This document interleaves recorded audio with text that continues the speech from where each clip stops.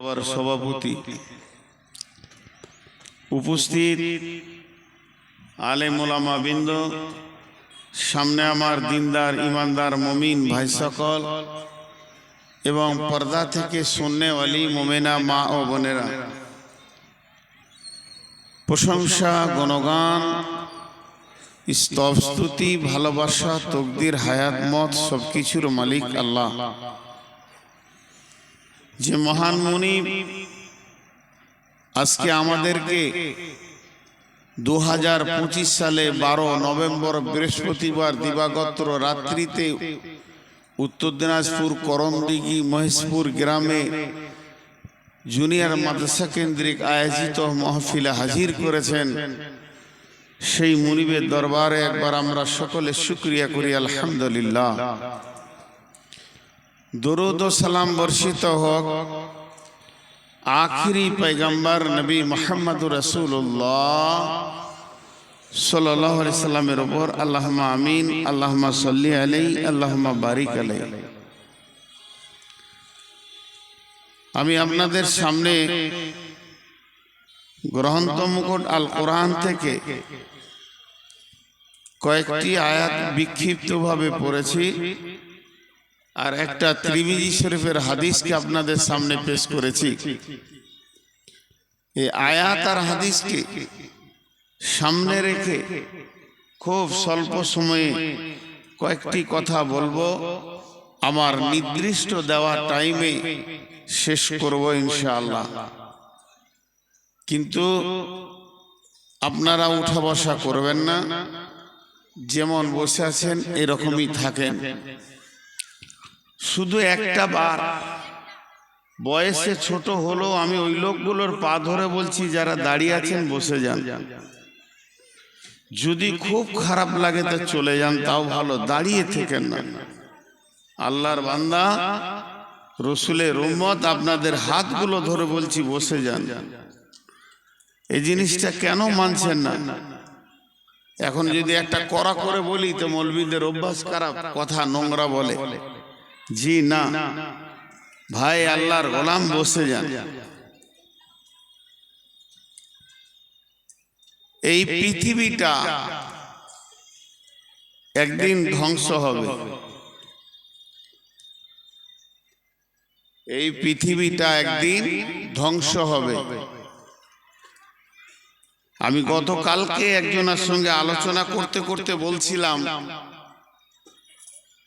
এখন যদি কাউকে জিজ্ঞেস করা হয় তুমি বাপের ক নম্বর ছেলে, মা বোনরাও ধ্যান দিয়ে শুনেন, কেউ বলবে আমি বড়, কেউ বলবে আমি 2 নম্বর, কেউ বলবে আমি ছোট, কেউ বলবে 5 নম্বর, নাম্বার দেবে যে আমি বাপের এত নম্বর সন্তান। তো একজন ফিলোসফার ইসলামী তত্ত্ববিদলা বলছে, তুমি জানলে কি করে যে তুমি বাপের বড় ছেলে? বলে আমরা তো 5 ভাই, আমিই তো বড়। বলে এটা হিসাব ঠিক আছে, দুনিয়াবি হিসাব, কিন্তু বাপের বড় কে ওটা আল্লাহ ছাড়া কেউ জানে না। বলে কেন? একটা পুরুষ সে যখন স্ত্রীর সঙ্গে মিলে তার শরীর থেকে যেটা স্খলন হয়, যে মালটা বের হয়, তাতে 40 থেকে 60 কোটি পোকা বের হয়। তাহলে তুমি কি বুঝলে তুমি ক নম্বর? তোমার জ্ঞান কি আছে? তো আমরা এখানে যতজন বসে আছি, আমরা নিজেদের একটা হিসাব করে রেখেছি। এখন এই যে চেয়ারে বসা মানুষটা আপনার সঙ্গে কথা বলছে, আপনারা শুনছেন, তো আমার এই দেহের ভিতরে কটা প্রাণ আছে? কটা প্রাণ আছে? বলবে একটা আছে। আজরাইল আসবে, একটা প্রাণ নিয়ে চলে যাবে। নূর মোহাম্মদ মারা যাবে, নূর মোহাম্মদ ইন্তেকাল হয়ে যাবে, স্থানান্তরিত হয়ে যাবে। কিন্তু সূক্ষ্ম ব্রেনে দেখেন আমার এই বডিতে কয়েক কোটি প্রাণ আছে। আমার এই বডিতে কয়েক কোটি প্রাণ আছে, কয়েক কোটি।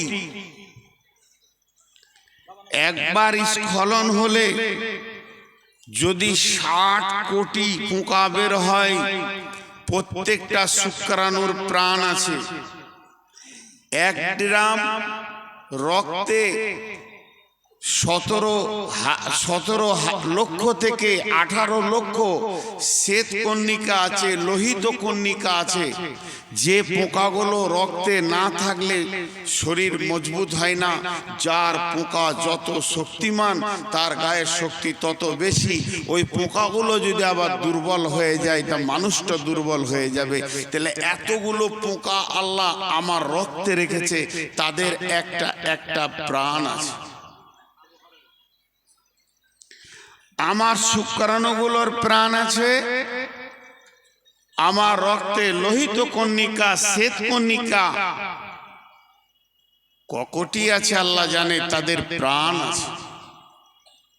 কিন্তু আজরাইল যেদিন আমার প্রাণটা নিয়ে চলে যাবে, আজরাইল যেদিন আমাকে আবদ্ধ করবে, বেঁধে নেবে, সেই দিন ওই প্রাণগুলো বুঝতে পারবে আমরা যে দেহে বাস করতাম সেই দেহটা এখন নিস্তেজ হয়ে গেছে, ধীরে ধীরে তারা মারা যাবে। তারা একটা দেহে বাস করত, তাদের বাসস্থান ছিল একটা দেহ। ওই দেহটা যখন মারা যাবে বাকি পোকাগুলো মারা যাবে। তাহলে আমি এই উদাহরণটা দিলাম কেন? এই সারা পৃথিবীটা আল্লাহর মাখলুক, যেদিন পৃথিবী ধ্বংস হবে যারা পৃথিবীতে বাস করছে তারা বেঁচে আর থাকবে না। এই সারা পৃথিবীটা আল্লাহর মাখলুক, যেদিন পৃথিবী ধ্বংস হয়ে যাবে পৃথিবীতে যারা বাস করছে তারা আর বেঁচে থাকবে না, মরবি মরবি মরবি। আর একটা উদাহরণ দিব, আমি আয়াতের দিকে চলে যাব। সেই উদাহরণটা কি? এখনকার মানুষ যে কোনো মাল কিনে তার ওয়ারেন্টিটা চায়। মোবাইল কিনলে বলবে ওয়ারেন্টি কার্ড দাও। একটা যদি মোবাইলের কভার কিনে ওয়ারেন্টি কার্ড দাও। একটা যদি প্রেসার কুকার কিনে ওয়ারেন্টি কার্ড দাও। একটা যদি টর্চ লাইট কিনে ওয়ারেন্টি কার্ড দাও। মানে মানুষের মিজাজে ঢুকে গেছে এইটা গ্যারেন্টি কতদিন আছে। মালটা যে আমি 2 টাকা 20 টাকা 50 টাকা 100 টাকা 200 টাকা 500 টাকা 1000 টাকা 10,000 20,000 দিয়ে মাল কিনলাম, এই মালটার গ্যারেন্টি কদিন আছে। তেমনি এই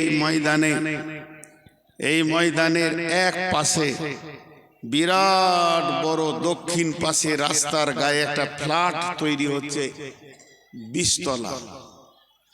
ফ্ল্যাটটা যিনি বানাচ্ছেন বাইরে থেকে উনি ইঞ্জিনিয়ার এনেছেন, বিদেশ থেকে মিস্ত্রি এনেছেন, লেবার এনেছেন, কাজ শুরু হচ্ছে। ও ওয়ারেন্টি নিচ্ছে। কি ওয়ারেন্টি নিচ্ছে?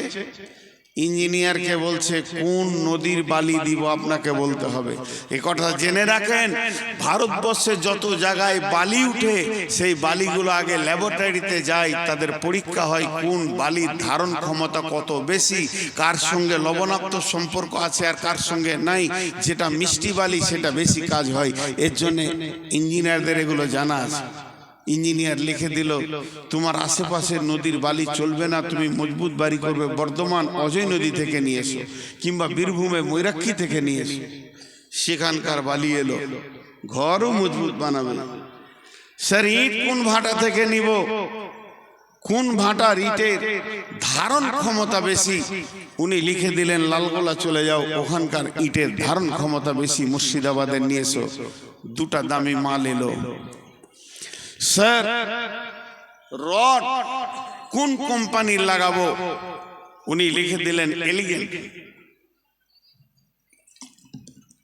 সেমি স্টিল চলবে না, এলিগেন্টের রড লাগাও, এলিগেন্ট রড চলে এলো। স্যার সিমেন্ট বলে অম্বুজা প্লাস হলে ভালো হয়, এলটি যদি পাওয়া যেত তো আরো ভালো। চলে এলো, বাকি থাকলো কি? আপনারা বেরেন্দে বলেন বাকি থাকলো কি? পাথর এলো, রড এলো, সিমেন্ট এলো, বালু এলো, ইট এলো, মাল এসে গেল। বন্ধু, সিমেন্টের গায়ে লেখা আছে 80 বছরের ওয়ারেন্টি। আমার সিমেন্টের যেটা কেমিক্যাল 80 বছরে ধারণ ক্ষমতা রাখে। আর এলিগেন্ট রড অ্যাডভার্টাইজ দিচ্ছে 100 বছর, কোনো চিন্তা নেই, দরের আগে দাও, ঢালাইয়ে লাগিয়ে দাও, প্লালে লাগিয়ে দাও, আমার রড মরিচিকা ধরবে না 100 বছর। সবারই ওয়ারেন্টি পাওয়া গেল। কিন্তু বড় দুঃখের বিষয়, যে জমিনের ওপরে ঘরটা বানানো হবে, যে জমিনটাতে ওপরে ঘরটা বানানো হবে, যে জমিনটার ওপরে ঘরটা বানানো হবে, ওই জমিনওয়ালার সঙ্গে কে যোগাযোগ করবে? আল্লাহ, আমি তো ঘর বানাচ্ছি কয়েক কোটি টাকা দিয়ে, এই টাকাগুলো যে জমির ওপরে আমি ঢেলে দিব, এই জমিটা তুমি কতদিন রাখবে? কতদিন এই পৃথিবীটা থাকবে? না আমার ঘর বানানো হবে, পরের দিন ধ্বংস শুরু লীলা হবে। এটা তো আমি চাইছি না। সবারই কাছে গ্যারেন্টি নিলাম, কেউ 70 বছর, 80 বছর, 100 বছর পর্যন্ত দিল, এরপরে গ্যারেন্টি কেউ দিল না। আমি তো ঘরটা বানাবো জমিনের পিঠে, এই ঘরটা আমি আর কোথাও বানাবো না। তাহলে জমিটা কতদিন ঠিক থাকবে, নষ্ট হবে না, এটা আমাকে বলে দিন। এটা আমাকে বলে দেন, কে দিবে? ওয়ারেন্টিটা কে দিবে? কোন মৌলবি দিবে না মুফতি দেবে?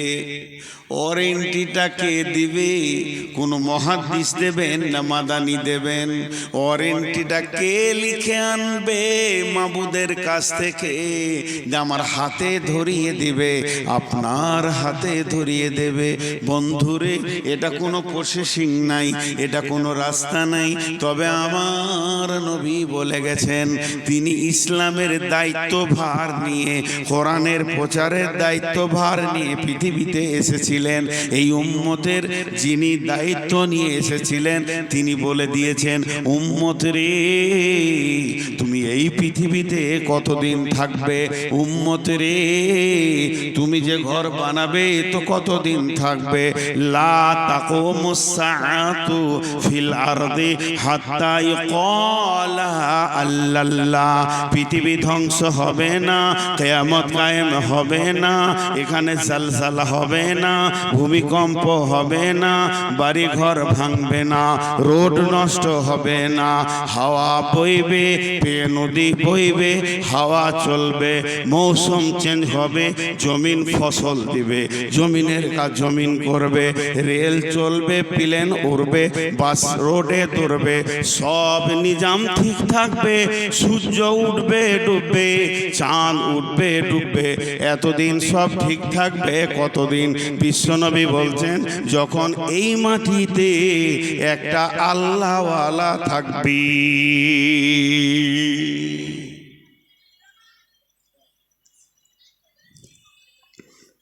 একটা আল্লাহওয়ালা থাকবে। আল্লাহওয়ালাটার দাম কত বলেন এবার? ওই আল্লাহওয়ালাটার দাম কত? একটা খালেস নিয়তে। আজকে মহিষপুর মাদ্রাসার এত খরচা কেন? মহিষপুর মাদ্রাসার কমিটিকে আমি প্রশ্ন করছি, শুধু মহিষপুর নয়, যত মাদ্রাসা কমিটি বসেছেন আমি প্রশ্ন করছি, আপনারা শুরু থেকে শেষ পর্যন্ত বছরে 20 লাখ, 50 লাখ, 30 লাখ, 70 লাখ, 80 লাখ খরচা করছেন কেন? খেপা কুকুরে কামড়িয়েছে, গাঁজা খেয়েছে, মাথা নষ্ট হয়ে গেছে, টাকাটা নষ্ট করছে। উদ্দেশ্য একটাই, আল্লাহওয়ালা তৈরি হোক, পৃথিবী শান্তি হবে, সকলের উদ্দেশ্য। মহিষপুর মাদ্রাসা কমিটির উদ্দেশ্য আর কোনো মাদ্রাসার কমিটির উদ্দেশ্য, সব মাদ্রাসার কমিটির একটা উদ্দেশ্য, আল্লাহওয়ালা বানাতে রাখ, আল্লাহওয়ালা বানাতে। আমি এখনো বায়ানে যাইনি, ভূমিকায় আছি। মেন বায়ানে যখন যাব আপনি উঠবেন না। বড় দুঃখের বিষয়, এই মহেশপুরে এবার নিয়ে 3-4 বার আসা হয়ে গেল। যতবার এসেছি লোক ভালো পেয়েছি, যতবার এসেছি কমিটির ব্যবহার ভালো পেয়েছি, আজও পেয়েছি। কিন্তু দুঃখের বিষয়, শেষ পর্যন্ত আপনারা থাকতে পারবেন না। আর আমি আগামী বছরে বাঁচবো কিনা জানি না। এখন আমি কথা বলছি, আজকে ব্লাড টেস্ট করেছে কথা বলছি, 506 সুগার আমার। পানিটা এমনি খেয়েছি না, জিভ শুকিয়ে যাচ্ছে, তারপরেও কথা বলছি। আপনারা একটু শুনেলেন, আমিও চলে যাব।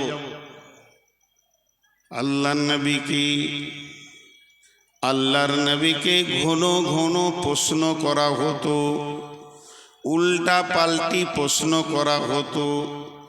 কোরআনের ভিতরে আছে, আল্লাহ সূরা নাবাতে বলছেন, আম্মা ইয়াতাসাআলুন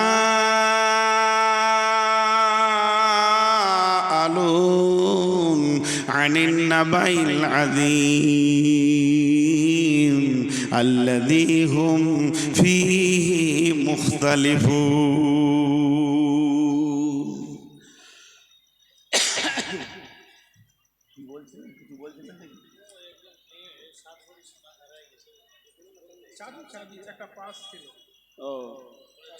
আচ্ছা বলে দিচ্ছি, এগুলো বলতে হবে, কিন্তু খাবারের লেগার বলি না।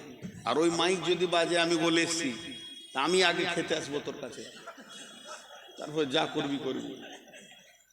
হ্যাঁ, আপনারা বক্তা চয়েস করতে পারেন নাই, আমার মতো খচ্চরটাকে নিয়েছেন। একটা মহিলার, আমাদেরই বোন, মা বোন সব, তার পার্স হারিয়ে গেছে, ব্যাগে যথেষ্ট পরিমাণ সম্পদ আছে। যদি আপনি পেয়ে থাকেন, ফেরত দিলে নেকি পাবেন। তার ব্যাগে যথেষ্ট পরিমাণে সম্পদ আছে, যদি আপনি পেয়ে থাকেন ফেরত দিলে নেকি পাবেন। আর যদি সজ্ঞানে সেটাকে আপনি হজম করেন, আল্লাহ আপনাকে হজম করতে দেবে না, ওর কয়েক গুণ বের করে নেবে। মানুষের হারাতেই পারে, হারানোটা এমন কোনো দোষ নয়, হারাতেই পারে। আপনি যদি সজ্ঞানে সেটাকে হজম করেন, তাহলে আল্লাহকে আপনাকে জবাব লাগবে। আরেকবার বলছি, আম্মা ইয়াতাসাআলুন। আল্লাহ এত জোর টান মারলে কেন? আল্লাহ তার নবীকে বলছে, নবী রে, হে আমার প্রাণ প্রিয় নবী, তোমাকে কি বিষয়ে ওরা প্রশ্ন করছে? কি বিষয়ে প্রশ্ন করছে গো? বলো, তোমাকে উল্টা পাল্টি করছে। আল্লাযী হুম ফীহি মুখতালিফুন। কোন বিষয়টা নিয়ে ইখতিলাফ করছে, কনফিউশন তৈরি করছে। এমন কিছু কথা আছে আপনার দিলে কনফিউশন করে দিতে পারবো, আমি পারবো। এখন আপনিও পারবেন আমাকে। আমি একটা দোকান বানিয়েছি, ওই দোকানে আপনি আসলেন, আমি বললাম ভিভোর 29 প্রো, এটা মালটা ভালো, এর মতো মাল নাই, ভারতবর্ষের মতো মাল নাই, এর থেকে দামি আর মোবাইল হয়নি, এটাই শেষ দামি, কোনো কোম্পানি বের করতে পারেনি। বলতে বলতে আপনাকে বললাম দাম হলো 40,000। এতগুলো কথা বলার পর শেষকালে খালি যদি বলি তবে কিন্তু মালটাতে, আর কিছু বললাম না, তবে কিন্তু মালটাতে আর কিছু বললাম না, আপনার মনে কিন্তু শুরু হয়ে গেল। তো ওই কাফেররা করতো কি, কিয়ামতকে নিয়ে রসুলের সঙ্গে ফাজলামা করতো। হবে হবে হ্যাঁ হবে, কি জানি এটা কেমন মনে হচ্ছে। আল্লাহ বলছে তোমার দিলকে তারা ইখতিলাফ তৈরি করে দিছে, মতভেদ তৈরি করে দিছে, দোদুল্যমান তৈরি করে দিছে। তবে শুনে নাও, আল্লাযী হুম ফীহি মুখতালিফুন কাল্লা সায়ালামুন সুম্মা কাল্লা সায়ালামুন কাল্লা সায়ালামুন, নিশ্চয়ই তারা জানবে জানবে জানবে, সুম্মা কাল্লা সায়ালামুন, আবার বলছে তারা নিশ্চয় জানবে।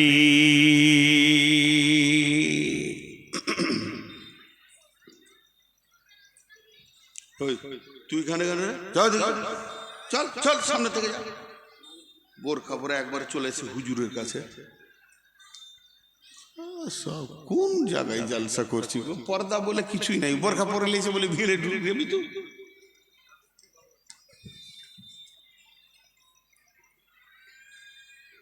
হায় আমার আফসোস। সবাই একবার বলেন আলহামদুলিল্লাহ। কই সবাই বলেননি, সবাই বলেন আলহামদুলিল্লাহ। এবার ভালো লাগছে, কিন্তু এই কটাকে বসাতে পারলাম না। ওরা মানুষ না গরু না ঘোড়া না গাধা না তার থেকেও নিকৃষ্ট কোনো মাল।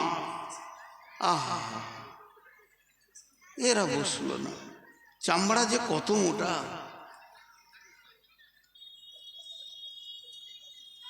এখানে একটা মজার কথা বলছি শুনেন।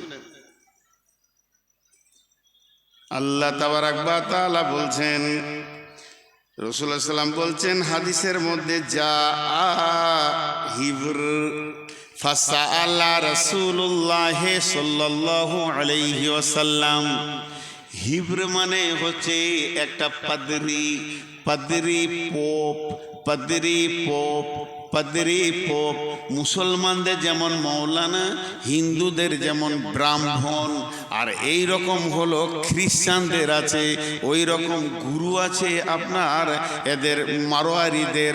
তেমনি যারা ইহুদি আর নাসারা তাদের আলেমকে পোপ বলে, পাদরি বলে। সব থেকে বড় আলেমকে পোপ বলে। আমাদের যেমন বড় আলেমকে সম্মানের সঙ্গে ডাকে শেখ। শেখ শেখ মানে বড় আলেম, শেখ মানে বৃদ্ধ, বয়োবৃদ্ধ, জ্ঞানে বয়োবৃদ্ধ। ওরা বড় আলেমকে পাপায়ে আজাম বলে। পাপায়ে আজাম মানে ওই হলো সব থেকে বড় পণ্ডিত। একটা ইংল্যান্ড থেকে পাপায়ে আজাম 2015 কি 16 সালে আপনার কিনা কলকাতায় এসেছিলেন। এরা হলো পোপ। সেই পোপ এসে বিশ্বনবীকে বলছেন, ইয়া মুহাম্মদ সাল্লাল্লাহু আলাইহি ওয়াসাল্লাম। তবে ও তো সাল্লাল্লাহু আলাইহি সাল্লাম বলেনি, এটা আমি বললাম, আমার রসুলকে ভালোবাসি। আপনারা একবার প্রাণ খুলে জোরে বলবেন। ওই পোপ বলছে, ইয়া মুহাম্মদ সাল্লাল্লাহু আলাইহি ওয়াসাল্লাম, হাল তাদরি হাক্কুল্লাহ কদরুল্লাহ, হাল তাদরি কদরুল্লাহ। ও মুহাম্মদ, তুমি নিজেকে নবী বলে দাবি করছো, তবে কি তুমি আল্লাহর ক্ষমতাটা বলতে পারবি? ওর উদ্দেশ্য কি ছিল এই প্রশ্ন করার? উদ্দেশ্য ছিল ওকে ছোট করে দিব, উত্তর দিতে পারবে না, আমার কাছে ছোট হয়ে যাবে। বিশ্বনবী শুরু করলেন, বিসমিল্লাহির রহমানির রহিম, ওমা কদরুল্লাহ হাক্কা কদরিহি ওয়াল আরদু জামিয়ান কবদাতুহু ইয়াওমাল কিয়ামাতি ওয়াস সামাওয়াতু মাদবিয়াতুন বিয়ামিনিহি সুবহানাহু ওয়া তাআলা আম্মা ইউশরিকুন। ওয়া নুফিকা ফিস সূরি ফাসাইকা মান ফিস সামাওয়াতি ওয়া মান ফিল আরদি ইল্লা মান শাআল্লাহু সুম্মা নুফিকা ফীহি উখরা ফাইযা হুম কিয়ামুন ينظرون وأشرقت الأرض بنور ربها وأوذي الكتاب وذي بالنبيين والشهداء وقضي بينهم بالحق وهم لا يظلمون ووفيت كل نفس ما عملت وهو أعلم بما يفعلون وسيق الذين كفروا إلى جهنم زمرا বিশ্বনবী যখন আয়াতগুলো পড়তে শুরু করেছে ওর চোখে তো খালি সরষের ফুল দেখছে, মাথা তাঁতা করে ঘুরছে, কি বলছে রে কি বলছে রে, ভাষা কি রে। আল্লাহ রসুল বলতে লাগলেন, তোমরা কে আল্লাহর কুদরত জানো, আল্লাহর ক্ষমতা সম্পর্কে কি জানো? সাতবক আসমানকে একটা বলের মতো হাতে ধরবে, সাতবক জমিনকে আর এক হাতে ধরবে, এইভাবে ঝাঁকি মারবে, সারা বিশ্ব মানব বুঝে নেবে আল্লাহর ক্ষমতা কি। নবী এই আল্লাহ এমন, উনি এক একক, কাউকে সঙ্গে নেন না, ওনার কোনো শরীক নাই। ওই আল্লাহ কেমন? আল্লাহর একটা গোলাম আছে, বলবে সুর ফুঁকে দে, বিশ্ব ভূমণ্ডল ভেঙে চুরমার হয়ে যাবে। তারই ভিতরে যাকে ইচ্ছা তাকে বাঁচিয়ে রাখবে, তাকে মারবে না, সে ধ্বংস হবে না। দ্বিতীয় সুর যখন ফুরা হবে সারা বিশ্বটা ধ্বংস হয়ে যাবে। তারপরে আবার আল্লাহ সবগুলোকে দাঁড় করাবেন। কেমন কুদরত! ধুলিসাৎ হয়ে গেল, নিশ্চিহ্ন হয়ে গেল, পিপুলিকার মতো একটা দেখা যাচ্ছে না, আবার সবগুলোকে কুদরতের হুকুমে এক জায়গায় দাঁড় করাবে। তাদের হিসাব নেবে, তাদের কাছ থেকে নেবে রসুলের মতো চেহারা, তাদের কাছ থেকে নেবে ভালো আমল, এরপরে তাদেরকে জান্নাতে জাহান্নামে দেবে, সার্টিফিকেট দেবে। আমার আল্লাহ এমন কুদরতি ক্ষমতা আছে, মানুষের দিলে এমন একটা রিয়াকশন দিয়ে দেবে, ওরা নিজেই বুঝে নেবে আমি কি করে এখানে এসে হাজির হলাম। তারপরে আল্লাহ ফেরেশতাদেরকে বলবে, কাফেরদেরকে হাঁকি নিয়ে গিয়ে জাহান্নামে ভরে দাও, আর জান্নাতীদেরকে আদর করে নিয়ে গিয়ে জান্নাতে ভরে দাও। একবারে বিরাট বড় সাবজেক্টে ছোট করে নবীজি বলে দিলেন। ওর চরক গাছ হয়ে গেল, মাথা তাঁ করে ঘুরছে। ওরে আল্লাহ, মোহাম্মদ এত জানে।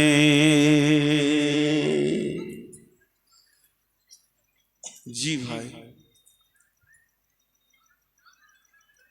আমরা নিজেদেরকে ভাবি না।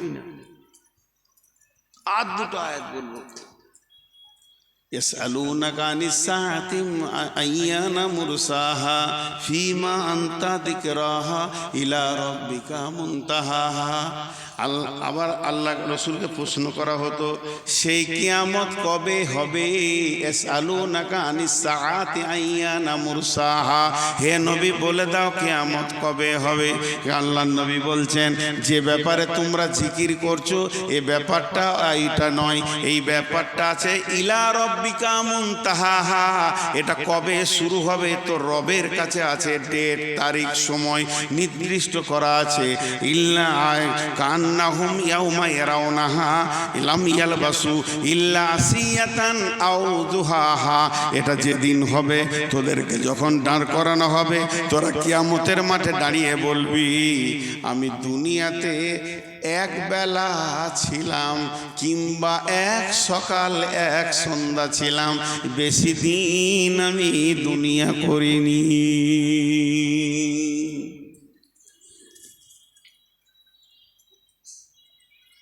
সূরা মুলকের ভিতরে বলছেন, ওয়ায়াকুলুনা মাতা হাযাল ওয়াদু ইন কুনতুম সাদিকিন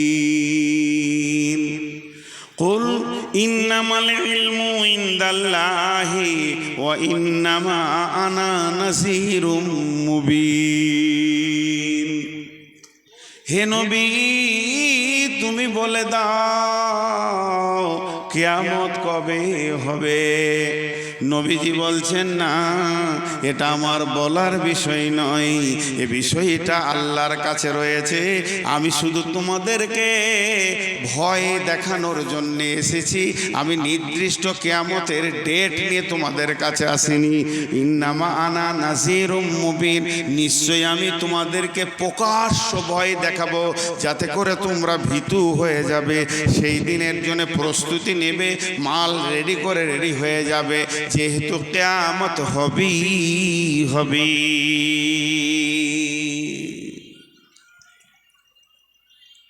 আমার ভূমিকা শেষ। ভূমিকাটাকে আমি 1 মিনিটে গোটাবো। 1 মিনিট লাগবে না, 30 সেকেন্ড। এতক্ষণ আমি যা বললাম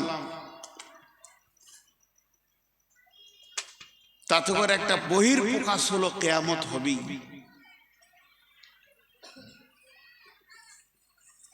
এতক্ষণ আপনাদের সামনে আমি যা বললাম তার টোটাল একটা অঙ্ক দেখা গেল, অ্যামাউন্ট পাওয়া গেল, কিয়ামত হবেই, এই জিনিসটা পাওয়া গেল। তাহলে সেটা কত দূরে? সেটা কত দূরে? বিশ্বনবী এত দূর বলেছেন, বারটা থাকবে শুক্রবার, যেদিন ইসরাফিল সুর ফুঁকবে, বারটা থাকবে শুক্রবার। যেদিন ইসরাফিল সুর ফুঁকবে, মাসটা থাকবে মুহররম মাস। মুহররম মাসের 10 তারিখে শুক্রবার, সেই দিন কিয়ামত শুরু হয়ে যাবে। কিয়ামত যত কাছে আসবে মানুষের ভিতরে তত ব্যস্ততা বেড়ে যাবে। মানুষ একজনও চুপচাপ বসে থাকবে না, বসার সময় থাকবে না। এই করতে করতে যেদিন কিয়ামত হবে, যেদিন কিয়ামত হবে, আগামী সকাল শুক্রবার যদি কিয়ামত হয়, সেই দিন পৃথিবীতে যতজন মানুষ বেঁচে থাকবে 100-তে 100 জন ব্যস্ত হয়ে যাবে। একটা লোককে ফ্রি দেখা যাবে না। চাষিরা মাঠের দিকে দৌড়বে, ছেলেরা স্কুলের দিকে মাদ্রাসার দিকে দৌড়বে, শিক্ষকরা ডিউটির দিকে দৌড়বে, খরিদ্দার দোকানের দিকে দৌড়বে, দোকানদার দোকান খুলবে। গোটা পৃথিবী যেন ব্যস্ততা নিয়ে উঠবে।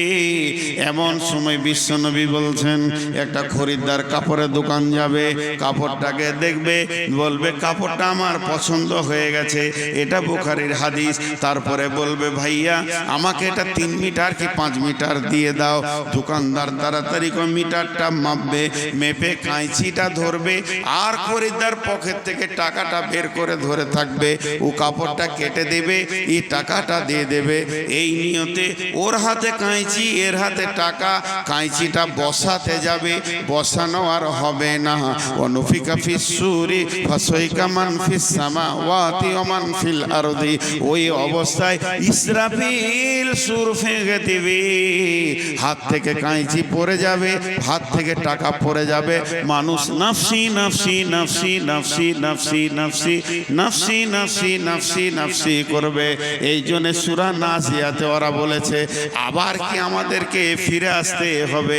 গলে যাব, পচে যাব, কবরে মাটি হয়ে যাব, এরপরে কি পুনরুত্থান হবে নাকি? আল্লাহ বলছে হবে। এমন পুনরুত্থান হবে, ফাইন্নামা হিয়া জাসরাতু ওয়াহিদা ফাইদা হুম বিসাহিরা। একটা হুঙ্কার মারবো আর তোদেরকে কিয়ামতের ময়দানে দাঁড় করিয়ে দেব।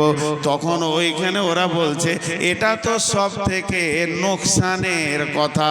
ওয়ান্নাসিয়াতে গারকা ওয়ান্নাসিতাতি নাসতা ওয়াসাবিহাতি সাবহা ফাসাবিকাতি সাবকা ফালমুদাব্বিরাতি আমরা ইয়াউমা তারজুফুর রাজিফা তাতবাউহার রাদিফা কুলুবু ইয়াউমাইযি ওয়াসিফা আবসারুহা খাসিয়া ইয়াকুলুনা আইন্না লামারদুদুনা ফিল হাফিরা আইযা কুন্না ইদামান নাখিরা আইযা কুন্না ইদামান নাখিরা। আল্লাহ তাবারক ওয়া তাআলা বলছেন, ওরাই বলবে গলে পচে যাওয়ার পর কি আবার পুনরুত্থান হবে? কোরআন বলছে হবে, এরা বলছে এটা তো বড় নোকসানের কথা শুনছি। আবার যদি পুনর্বার আমাদের জীবিত হয়ে কিয়ামতে দাঁড়াতে হয়, তো এটা আমার নোকসান ছাড়া এটা লাভ খুঁজে পেছি না।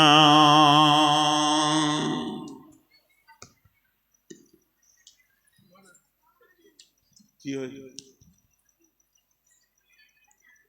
বলছিলাম যে মৌলানা মুফতি রায়হান উনি 3,70,000 টাকা কথা বলেন মোবাইল। আমি বায়ানের মাঝে কি করে তো করবো? তাহলে আমি কালেকশন শুরু করে দিই, আপনারা যা বলবেন আমি শুনবো, কারণ আপনারা কমিটি। আমি এতটুকু আপনাদের কথার বাইরে যাব না।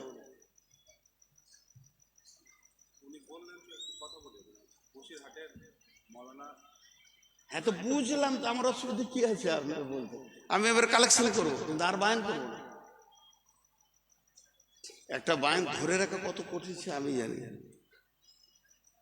কত কষ্ট এটা আমি জানি, কিন্তু আমি জালসা শেষ হয়ে যাবে 5 মিনিটের মধ্যে। আমাকে দোষ দিবেন না, কারণ এই কদিন আগে আব্দুর রহমানের সাথে এই ঝামেলাই হয়েছে। সভাপতি আদায় করতে বলেছে, লোক উঠে চলে গেছে। আমি এই তো বায়ান শুরু করলাম মাত্র, এখন তো হাদিসটা এবার শুরু করব। আমি কিন্তু আদায় শুরু করে দেব। আসসালামু আলাইকুম। জি ভাই ভালো আছি। আপনি মুফতি সাহেব মানুষ, আবার থেকে অনেক আপার লেভেলের মানুষ, আপনি আমার শিক্ষিত শিক্ষক মানুষ। তা বায়ানের মাঝে ব্রেক করা ভাই যে কত কষ্ট।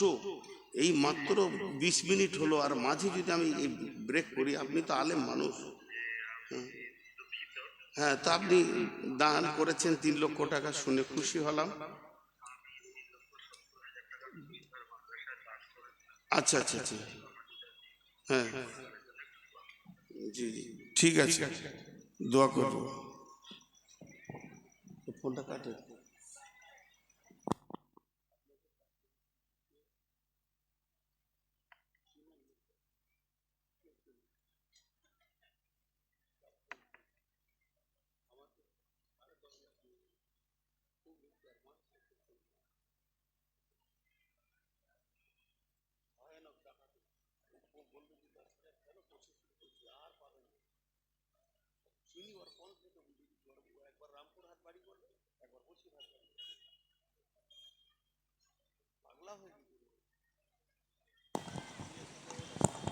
তার চোখও খারাপ।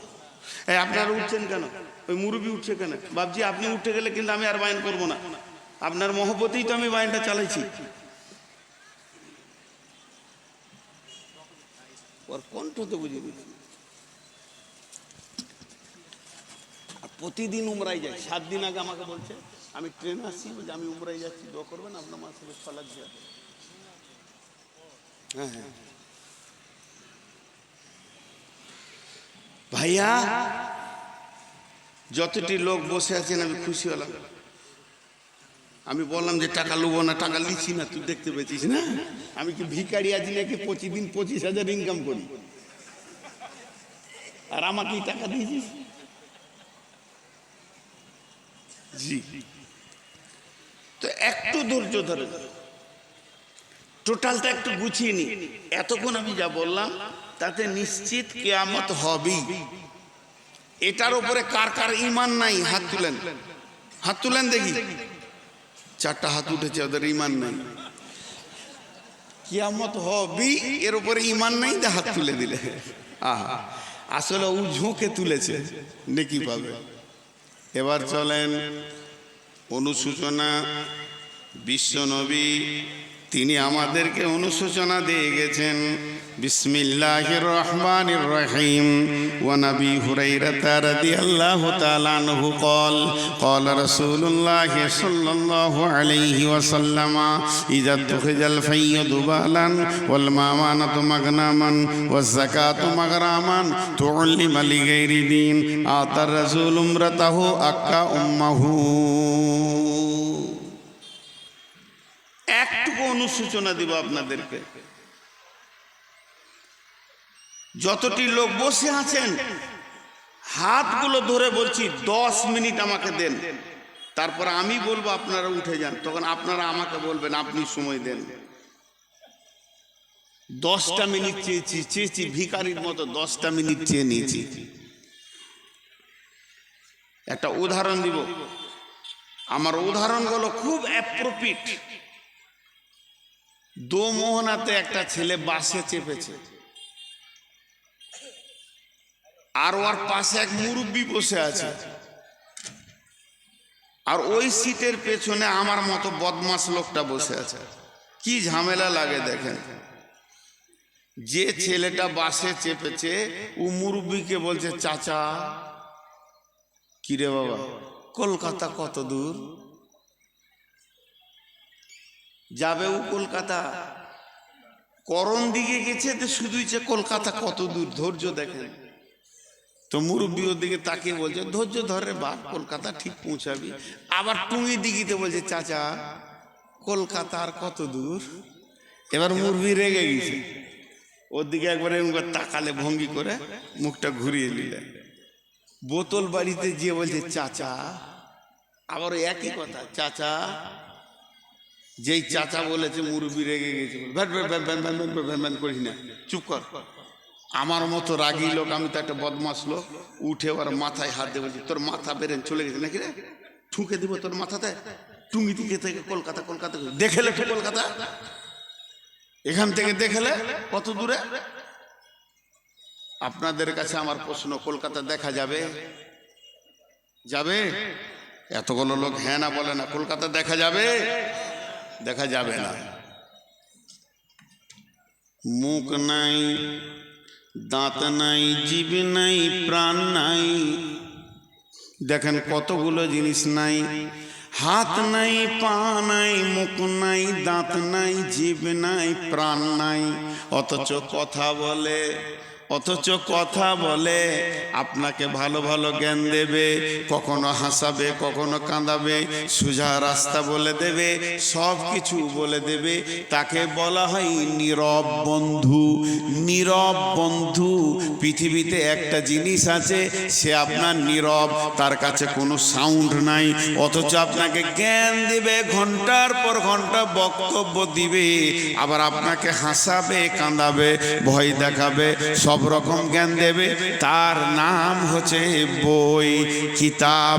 হাত নাই, পা নাই, জিভ নাই, চোখ নাই, প্রাণ নাই, যখনই পাতা খুলবেন আপনাকে পাতায় পাতায় জ্ঞান দেবে, আপনাকে হাসাবে, ভালো জান্নাতের কথা শোনাবে, জাহান্নামের কথা শুনিয়ে কাঁদাবে, কবরের খবর দিয়ে আপনাকে ভয় দেখাবে, আপনার জিন্দেগির রাস্তাটা শুরু হয়ে যাবে। এর নাম হচ্ছে কিতাব, এর নাম হচ্ছে বই। এই বইকে যে বন্ধু করবে তার রাস্তা ক্লিয়ার হয়ে যাবে। তেমনি বন্ধুরে, করণ দিঘি থেকে কলকাতা দেখা যাবে যদি মগজ ঠিক থাকে, ব্রেন ঠিক থাকে। একবার জানলা দিকে তাকাও, দেখো মাইলস্টোনে লিখে দিয়েছে ইঞ্জিনিয়ার 485 কিলোমিটার। তোমার আর সন্দেহ থাকবে না 378 kilometre. Siliguri 127 kilometre, 120 kilometre, 186 kilometre. আপনি এখান থেকেই বুঝে নেবেন কলকাতা আর কত দূরে। দেখতে না পেলেও মন শান্তি হয়ে যাবে।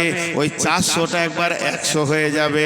গাড়ি চলতে চলতে ওটা 90 হবে, 80 হবে, ওটা 70 হবে, 60 হবে, 50 হবে, 40 হবে, 30 হবে, 20 হবে, 10 হবে, 9 হবে, 8 হবে, 7 হবে, 6 হবে, 5 হবে, 4 হবে, 3 হবে, 2 হবে, 1 হবে, 0 লেখা থাকবে। ওটাই হলো কলকাতা। আপনার গতিশীল জীবনটা আগাবে, কলকাতার দিকে আগাচ্ছে। এর জন্য কোরআনে আছে, অচিরেই তোমার কাছে কিয়ামত আসছে, এটা নয় তুমি কিয়ামতের দিকে যাচ্ছ। সাবধান হয়ে যাও, একদিন তোমার সঙ্গে কিয়ামতের মোলাকাত ঘটে যাবে। তাহলে এই মাইলস্টোনটাকে, এই রোডটা যে ইঞ্জিনিয়ারকে টেন্ডার দেওয়া হয়েছে, এই রোডটা যে কন্ট্রাক্টর টেন্ডার নিয়েছে, রোডটাকে ঠিক করবে, রুদেলের রোডটাকে ঠিক করবে, বোতলবাড়ি পর্যন্ত, গোয়াগাঁও পর্যন্ত, বাজারগাঁও পর্যন্ত, কিষানগঞ্জ পর্যন্ত ঠিক করবে। যে ইঞ্জিনিয়ার রোডটা ঠিক করবে, সে পিচ ঢালবে, পাথর ঢালবে, সব কিছু করবে। শুধু এইগুলোই তার কাজ নয়, পাশে পাশে তাকে প্রতি কিলোমিটারে মাইলস্টোন বসাতে হবে। এটাও একই টেন্ডারে চলে আসে। কোন জায়গায় বোর্ড থাকবে, কোন জায়গায় থাকবে না, কোন জায়গায় পাথর থাকবে, সব কিছু টেন্ডার বের হয়ে যায়। তাহলে বিশ্ব নবীকে পৃথিবীতে পাঠানো হয়েছিল এই উম্মতকে জান্নাতের রাস্তা দেখানোর জন্য। বিশ্ব নবীকে পৃথিবীতে পাঠানো হয়েছিল এই উম্মত জান্নাতে যাবে, সেই রাস্তাটা তুমি ধরিয়ে দাও, হাত ধরে রোডে তুলে দাও। তাহলে কিয়ামতটার কত দূর? তার মানে এই রোডটা জান্নাতে যাওয়ার রাস্তাতে, মধ্যখানে কবর থেকে নিয়ে কিয়ামত পর্যন্ত একটা ঘোর জঙ্গল আছে, ওইটা বড় ভয়াবহ জায়গা। কবর থেকে নিয়ে কিয়ামত পর্যন্ত ফুলসেরাতটা যখনই পেরে হয়ে যাবে, ব্রিজটা যখনই পের হয়ে যাবে, নিজের ঘরে চলে যাবে, আর চিন্তা নাই। তাহলে ওই অন্ধকার জঙ্গলটা কখন আমরা পার হব আর কত দূরে আছে?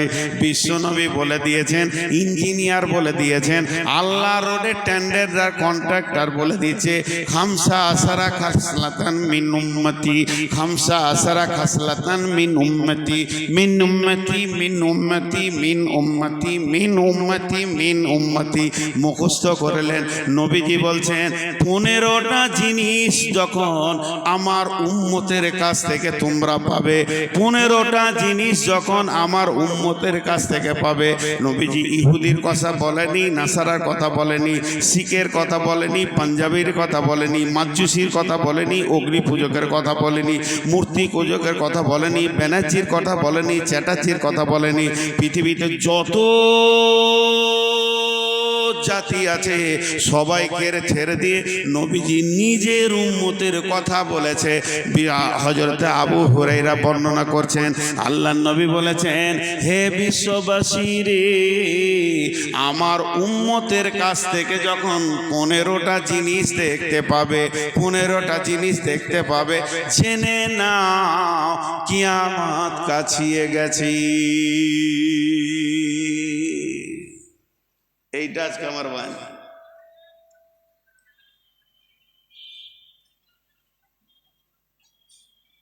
খুব ব্যস্ত না?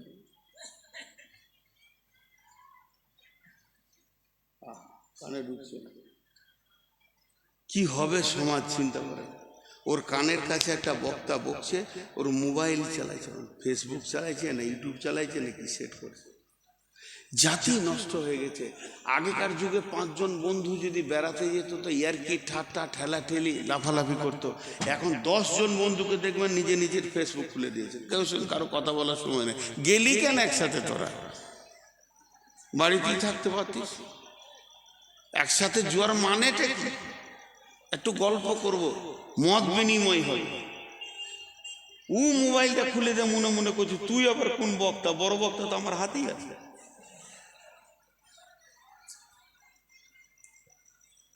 আহা, পানি খাই। এই দৃশ্যটা দেখলাম, কি পানি? ও আচ্ছা আচ্ছা আচ্ছা,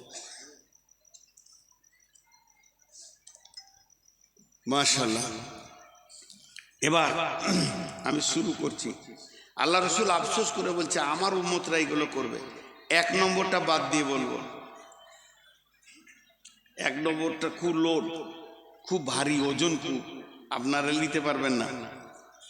ওই জন্য 1 নম্বরটা বাদ দিয়ে বলবো না। 1 নম্বরটা বলবো, খুব সাবধান। কিন্তু বিশ্বনবী বলছেন, নাম্বার 1, ইযা তুখিজাল ফাইয়ু দুবালান,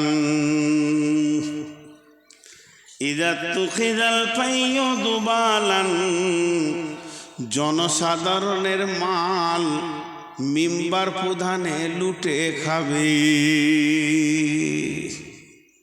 সরকারি বরাদ্দ টাকা, বিপিএল এর টাকা, ইন্দিরাবাসের টাকা, সড়ক যোজনার টাকা, কন্যাশ্রীর টাকা, রূপশ্রীর টাকা, বিদ্যালয় নির্মাণের পুনর্নির্মাণের টাকা, যত সরকারি কাজের বরাদ্দ হবে ওই বরাদ্দটা লিখবে একটা আর মাল দিবে আর একটা। ইজা তুখিজাল ফাইয়ু দুবালান, আমার উম্মতের ভিতরে মুসলমান যে নেতা আছে, পঞ্চায়েতের প্রধান আছে, অন্য জাতিরা খাবে, তাদের সঙ্গে আমাদের সম্পর্ক নাই। তাদের সুদ হালাল, তাদের মাল মেরে নেওয়া হালাল, লুটে নেওয়া হালাল। কিন্তু ইসলাম তো এর ব্যাপারে কথা বলেছে, জনসাধারণের মাল নেতারা লুটে লুটে খাবে। আর মিম্বার প্রধান মিলে সঙ্গে ডিলারকে নিয়ে টন টন চাল ডান দিক থেকে বাঁ দিকে চলে যাবে। এটা হলো কিয়ামতের আলামত।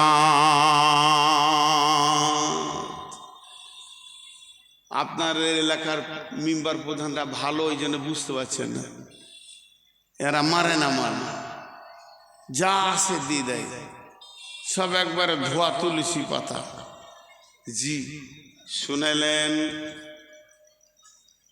হযরত আবু বকর আর উমরের ভিতরে সবসময় একটা প্রতিযোগিতা চলতো। হযরত উমর মনে মনে করছে আমি আবু বকরকে এবার হারিয়ে দেব, এবার হারিয়ে দেব, এবার হারিয়ে দেব। বন্ধু, একটা জীর্ণ কুটিরে একটা মেয়ে বাস করত। একবার 70-80 বয়স, মেয়েটির কেউ নাই, মা নাই, বাপ নাই, ভাই নাই, বোন নাই, ছেলে নাই, মেয়ে নাই, স্বামী নাই। ওর জন্য প্রতিদিনের খাবারটা ওখানে পৌঁছে দিত। হযরত আবু বকর পৃথিবী থেকে যখন চলে গেলেন, হযরত উমর এলেন গদিতে। ওই মেয়েটি ঘরের মধ্যে আছে, আর উমর মেয়েটি দু চোখে দেখতে পায় না। বুড়ি মাকে হযরত উমর রুটি আর হালুয়া মুখে ভরে দিয়েছে। আর যখনই রুটি হালুয়া ভরে দিয়েছে, মেয়েটি অঝর নয়নে কাঁদতে শুরু করেছে। খালি একটা কথা বলছে, সে আর নাই, সে আর নাই, নিশ্চয়ই আল্লাহ তাকে ডেকে নিয়েছে। উমর জিজ্ঞাসা করেন, বুড়ি মা কে নাই? বলে আবু বকর নাই, তুমি অন্যজন। বলে আপনি অন্ধ মানুষ দেখলেন কি করে? আমি আবু বকর না উমর। বলে শুনে লাও বেটা, আমার একটাও দাঁত নাই। ও যে আমাকে প্রতিদিন খাইয়ে দিত, তো চিবিয়ে নরম করে মুখে ভরে দিত। তুমি ডাইরেক্ট রুটি ভরে দিয়েছো, আমি বুঝে নিয়েছি সে আর নাই। তখন হযরত উমর কেঁদে বলছে, আবু বকর ভাই, তোমাকে কোনোদিন আমি পারলাম না, তুমি আমাকে হারিয়ে দিয়েছো। বিশ্বনবী 23 বছরে যে মিশনটা চালিয়েছিলেন, যে কলেজটা চালিয়েছিলেন, 23 বছর যে ইউনিভার্সিটি চালিয়েছিলেন, 1.5 লক্ষ সৈন্য তৈরি করে গেছিলেন, শিষ্য তৈরি করে গেছিলেন, নেতা বানিয়ে গেছিলেন, যাদের কিনে পৃথিবীতে শান্তি আর শান্তি ছিল। সেই কোথা গেল? সেই শিষ্যরা আজ কোথায় হারিয়ে গেল? আল্লাহর নবী 23 বছর যে মসজিদে নববীতে আসহাবে সুফফা নামে মাদ্রাসাটা চালালেন, ওখান থেকে ডাক্তার হয় নাই, ইঞ্জিনিয়ার হয়নি, ডক্টরেট করেনি, পিএইচডি করেনি, এমবিবিএস করেনি, আর এফআরসিএস করেনি, এলএলবি করেনি, কোনো রকম ডিগ্রি ছিল না। কিন্তু চোর, মাতাল, লম্পট, খুনি, দাগাবাজ, লুটেরা, লম্পট, লাফাঙ্গারকে আল্লাহর রাসূল সোনালী মানুষ বানিয়েছেন। ফ্যাক্টরিটা কত সুন্দর ছিল। ওই হযরত উমর রাসূলের হাতে সেকেন্ড পর্যায়ে ছাত্র, ফার্স্ট পর্যায়ে ছাত্র আবু বকর। তাহলে হযরত উমর দেশকে শাসন করলেন একটা আঙ্গুলের ইশারাতে। 18 লক্ষ বর্গ মাইল শাসন করেছেন। আল্লাহর নবী বলছেন, আমার উম্মতকে কত সুন্দর আমি শিখিয়ে দিলাম কেমন করে দেশ শাসন করবে। জনসাধারণের মাল খাবে না, আমানতের খেয়ানতি করবে না, আর কিছু করবে না, আর কিছু করবে না, সুন্দর করে বুঝিয়ে দিলাম। কিন্তু কিয়ামতের আগে আমার আফসোস, ইজা তুখে জাল ফাইয়া দুবালান, জনসাধারণের মাল নি তারা লুটে খাবি।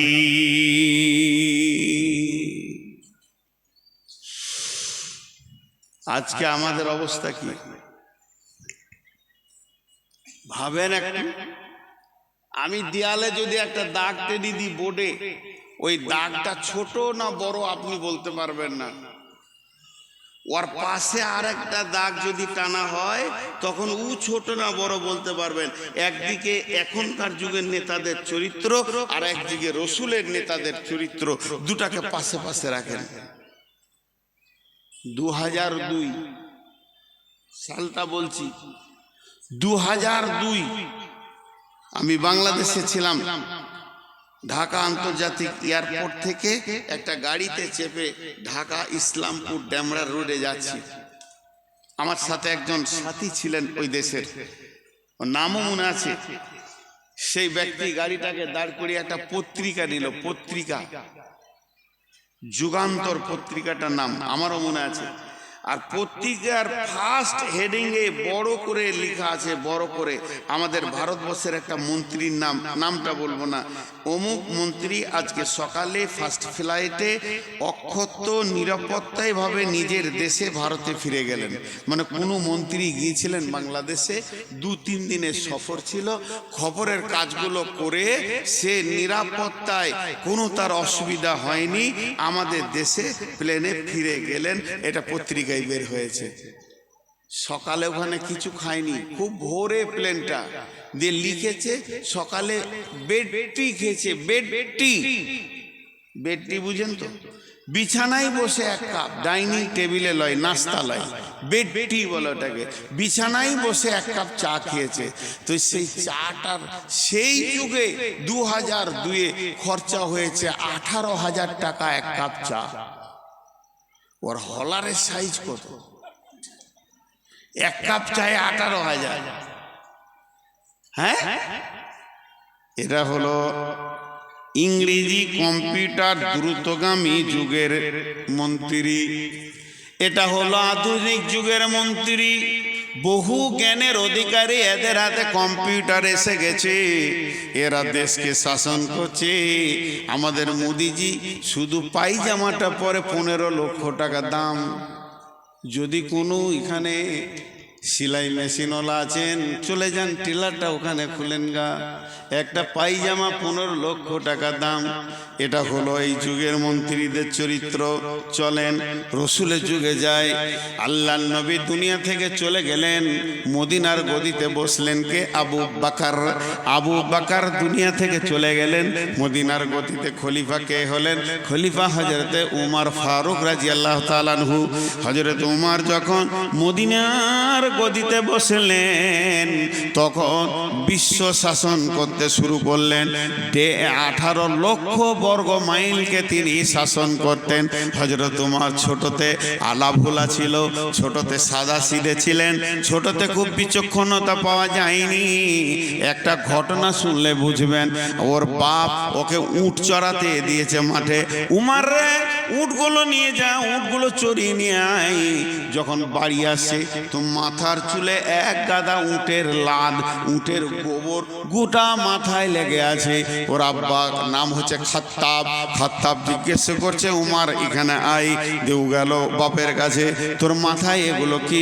এগুলো হাত দিয়ে বলছে গোবর, খেপার মতো বলছে এগুলো গোবর। কিসের গোবর? বলছে উটের গোবর।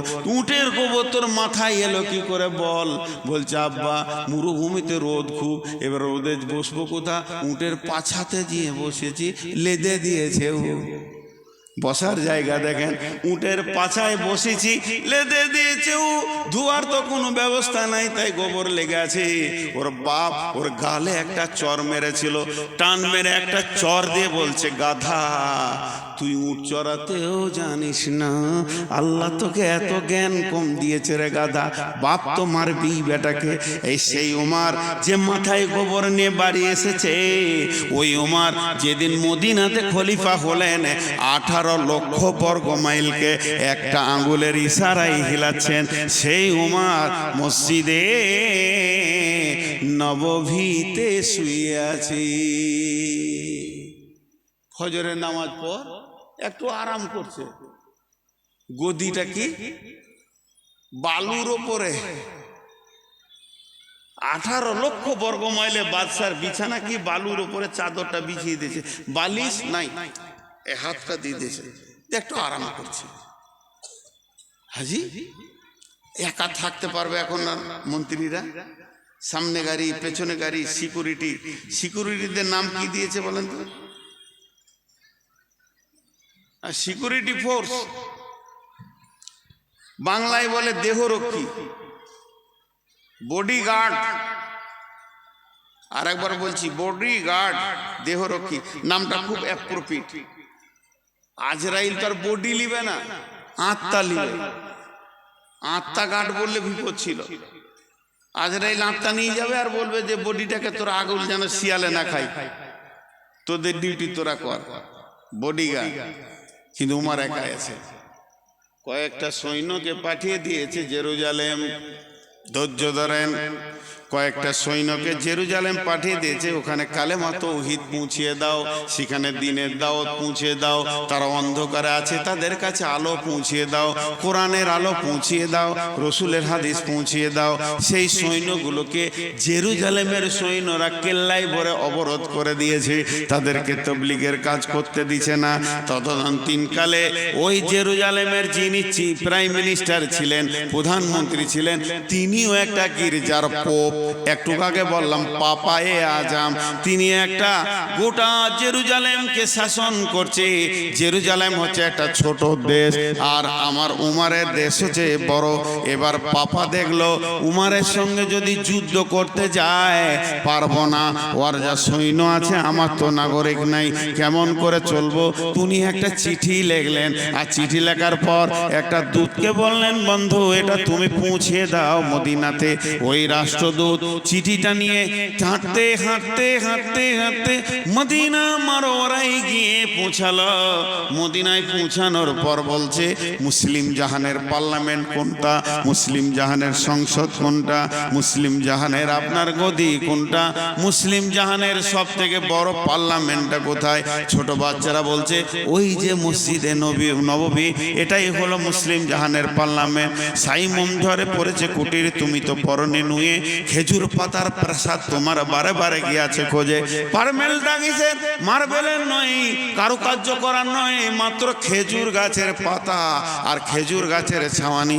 বলে আপনাদের আমিরুল মুমিনিন কোথায়? বলে ওই যে মসজিদে শুয়ে রয়েছে, কোনো বডিগার্ড নাই, কোনো সিকিউরিটি নাই, কোনো দেহরক্ষী নাই, একটু আরাম করছেন, ফজর পড়েছেন। উনি বলেন আমাদের আমিরুল মুমিনিন, খলিফাতুল মুসলিমের। উনি যে বলেন আদব নেবেন জাহাপনা, হযরতে আদব নেবেন জাহাপনা। যেই বলা আমিরুল মুমিনিন উঠে বলছে, কে বাবা, তুমি কোথা থেকে এসেছো? রাষ্ট্রদূত বলছে, হুজুর আমি জেরুজালেম থেকে এসেছি, আমাদের প্রাইম মিনিস্টার আপনাকে একটা চিঠি দিয়েছে।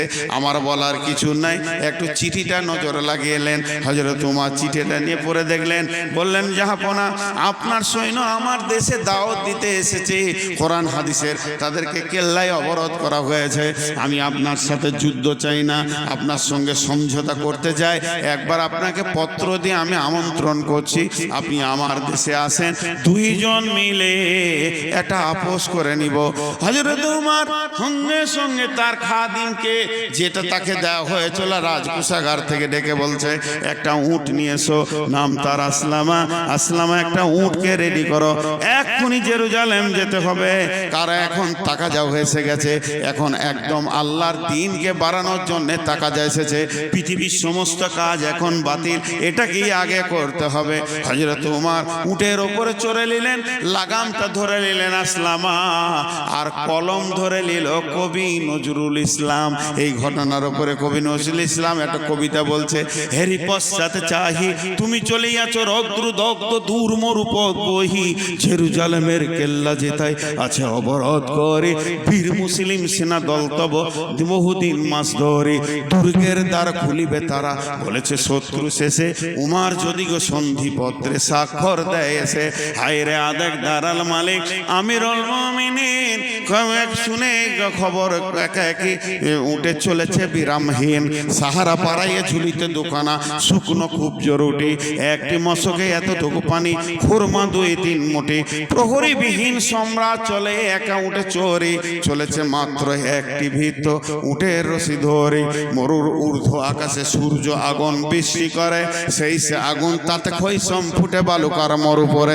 কিছু দূর যেতে উঠ হতে নামি, কিছু দূর যেতে উঠ হতে নামি, কহিল গোলামের ভাই পেরেশান বড় হইয়াছ চলিয়া, এইবার আমি যাই। উটের রশি ধরিয়া অগ্রে উঠে বসো, উঠে তপ্ত বালুতে চলে যে চরণে রক্ত উঠেছে ফুটে।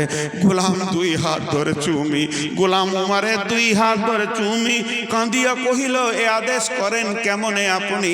গোলাম রহিবে উটের পিঠে আরাম করিয়া বসি, আর হেঁটে যাবে খলিফা উমার ধরিয়া উটের রশি। খলিফা হাসিয়া বলে, দেখছি আমি না হাসলেও চাপতে পারবে না। খলিফা হাসিয়া বলে, তুমি জিতে গিয়ে বড় হতে চাও ভাই রে, এমনই চলে। রোজ কিয়ামতে আল্লাহ যেদিন বলিবে উমার ওরে, করিনি খলিফা মুসলিম জাহানের তরে তরে তোরে, কি জবাব দিব কি করিয়া মুখ দেখাবো রসুলের ভাই? আমি তো তোমাদের প্রতিনিধি মাত্র, মোর অধিকার নাই। আরামে সুখের মানুষ হইয়া মানুষের নিতে সেবা। ইসলাম বলে সকলে সমান, কে বড় ক্ষুদ্র কে বা। গোলাম চড়িল উটের পিঠে, উমার ধরিল লসি। মানুষে স্বর্গে তুলিয়া ধরিয়া ধুলাই নামিল শশী। পালাক্রমে একবার উমার, একবার উমার, একবার উমার, আর একবার গোলাম, একবার উমার, একবার গোলাম, একবার উমার, একবার গোলাম। এবার জর্ডান নদী চলে এসেছে সামনে। নদীটা যেই পেরিয়ে যাবে সেই জেরুজালেম ঢুকে যাবে। সৈন্য কোম্পানি কমান্ডার সব এসে হাজির হয়ে গেছে। তারা স্যালুট মারছে, আদব নেবেন জাহাপনা, আপনারা আমার দেশে এসেছেন। প্রাইম মিনিস্টার বলছে যাও যাও যাও, তোমরা বর্ডারে গিয়ে 18 লক্ষ বর্গ মাইলের বাদশা আসছে, ওকে স্যালুট দেবে, স্বাগতম জানাবে। কোম্পানি মেজর দাঁড়িয়ে আছে সৈন্য নিয়ে। এবার উটের পালা পড়ে গেছে। উমার নামতে থাকবে, আসলাম ওপরে থাকবে। যেই জর্ডান নদী পার হয়েছে, কোম্পানি মেজর সালাম দিয়ে বলছেন আদব নেবেন জাহাপনা, আপনি আমাদের দেশে আসার জন্য আমরা ধন্যিত হয়েছি, আমরা গর্বিত হয়েছি। তখন ওসলামা উপর থেকে কাঁদছে আর বলছে আমাকে কেউ স্যালুট দিবেন না, আমি আমিরুল মুমিনিন নয়, আমি আমিরুল মুমিনিনের খাদেম। যিনি উটের লাগাম ধরে হাঁটছে উনি হলেন হযরত উমার, আমিরুল মুমিনিন, খলিফাতুল মুসলিমিন। সৈন্যরা ঝরঝর করে কেঁদে দিল, হায় আল্লাহ, বাদশা দেখেছি, মন্ত্রী দেখেছি, রাজা দেখেছি, বড় বড় ধনী দেখেছি, জমিদার দেখেছি, কিন্তু পূর্ণাঙ্গ মানুষ এখনো দেখিনি। আজকে একটা পূর্ণাঙ্গ মানুষ দেখলাম। বন্ধুরে, গির্জা ঘরে গিয়ে তারপরে সন্ধিপত্রে স্বাক্ষর করলো। স্বাক্ষর হয়ে যাওয়ার পর আর গির্জার পোপকে বলছেন হযরত উমার, ভাই আমাকে 1-2 মিনিট ছেড়ে দেন, 10টা মিনিট ছেড়ে দেন, কিছুক্ষণ আমাকে ছেড়ে দেন। পোপ বলছে কেন? বলে আমি গির্জার বাইরে গিয়ে ওই ফাঁকা মাঠে 2 রিকাত কসরের নামাজ পড়ে আসবো, নামাজের ওয়াক্ত হয়ে গেছে, আমাকে ছেড়ে দেন। ইজাজাত নিচে, পারমিশন নিচে, ছোট দেশের রাজার কাছে বড় দেশের রাজা। আমাদের দেশে কি, আমাদের দেশে যদি আমাদের মন্ত্রী হলো নরেন্দ্র মোদী আর বারাক ওবামা যদি এখানে আসে, মোদী ওর পেছনে হাঁটবে? জি না, ইসলাম এটা বলেনি। ইসলাম বলেছে তুমি যে দেশে চলে যাবে সেই দেশের মন্ত্রী তোমার মন্ত্রী। হযরত উমর ওটা মেনে নিয়েছেন। আমি এখন জেরুজালেমে আছি, আমার মন্ত্রিত্বে কোনো মূল্য নাই, এখানকার যিনি পোপ তিনি আমার মন্ত্রী, তাই তার কাছে আদবের সঙ্গে ছুটি লেছে। এইটা দেখে পোপটা মানে পাগল হয়ে গেল, ই কোন জিনিস রে ভাই, এটা কি? বলে এটা ইসলাম, আমি ইসলাম মেনে চলি। বলে তুমি কি এত ভালো, তোমার আদর্শে পাগল হয়ে গেছি।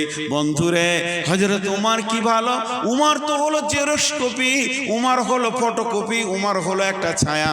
উমরকে যে বানিয়েছে, উমর যার হাতে তৈরি হয়েছে, সে নবী মুহাম্মদ সাল্লাল্লাহু আলাইহি সাল্লামকে দেখলে তুমি কলিজাটা দিয়ে দিবে। তখন পাদ্রী পোপ বলল, হে ভাই উমর, হে ভাই উমর, তুমি হাতটা আমার দিকে বাড়াও। উমর হাত বাড়ালেন, পোপ ওই হাতের ওপরে হাত রেখে বললেন, আশহাদু আল্লা ইলাহা ইল্লাল্লাহ ওয়া আশহাদু আন্না মুহাম্মাদান আবদুহু ওয়া রাসূলুহু। একটা সাহাবী, একটা চরিত্র, একটা সাহাবী, একটা চরিত্র, একটা দেশ জয় করে চলে এলেন। বন্ধু আমার, এ ছিল রসুলের বানানো নিতা।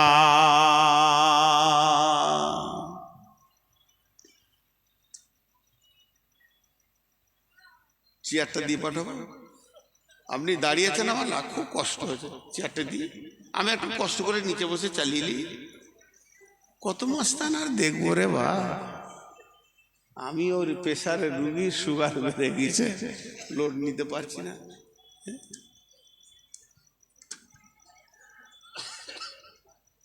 12টা বেজেছে, ওই 12:30। আমি শেষ। তা আমি যে জিনিসটা এখান থেকে দেখাতে চাইলাম, সে নেতাটা কেমন ছিল। উমারের কথা বলতে বলতে বলতে বলতে রাত পেরিয়ে যাবে। যাক, 1 নম্বর হচ্ছে জনসাধারণের মাল নেতারা রুটে খাবে। নাম্বার 2, ওলামানাতু মাগনামান, ওলামানাতু মাগনামান, ওলামানাতু মাগনামান, আমানতের খেয়ানতি চলবে। এমন একটা জামানা আসবে 20,000 টাকা যদি কারো কাছে রেখে দেন 3 দিন পর নেব বলে, 3 দিন পর যখন আপনি আসবেন বল ভাই টাকাটা দেন, চিহে দিয়ে দিচ্ছি বিকালবেলায়। বিকাল আবার কেন রে বন্ধু, আমার আমানত টাকা তোমাকে দিয়েছি। বিশ্ব নবী বলছেন কেউ যদি আমানত দেয়, ওই আমানতের 5টা 100 টাকা নোট বের করে তুমি যদি 500 টাকা ভরে দাও, এটাও খেয়ানতি হয়ে যাবে। যে নোটগুলো দিয়েছে ওটাই দিতে হবে, এটা আমানতদারি। আমানতদারি খেয়ানত করলে ওই লোকটা মুনাফিক হয়ে যাবে। অথচ আল্লাহর নবী বলছেন এমন একটা জামানা আসবে আমার উম্মতের ভিতরে আমানতদারি চলে যাবে। এবার বলেন 50,000 টাকা দিয়ে আপনি নিশ্চিন্তে থাকতে পারবেন না, 5 দিন পর টাকাটা আমি পেয়ে যাব। আনতে গেলে প্রথম বলবে বাক্সতে আছে, আপনার ভাবি নাই। তারপরে বলবে ভাবি এসেছে, টাকাটা বড় ছেলে একটা কাজে লাগিয়ে দিয়েছে, কালকে নেবেন পশু নেবেন। এই করতে করতে 10 বছরও আপনি টাকাটা আর পাবেন না। আমানতের খেয়ানাতি চলবে। মাদ্রাসার টাকা, মসজিদের টাকা, আর কিলাফের টাকা, আপনার কিনা সরকারি টাকা, গ্রামের টাকা, মসজিদের মক্তবের টাকা, কুরবানির চামড়ার টাকা, ফিতরার টাকা, যার কাছে জমা থাকবে ও আমানতের খেয়ানতি করবে। এটা কিয়ামতের দ্বিতীয় আলামত।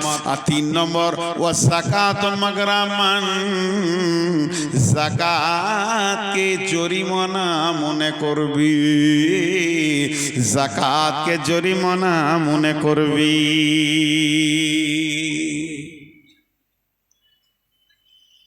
কিছুদিন আগে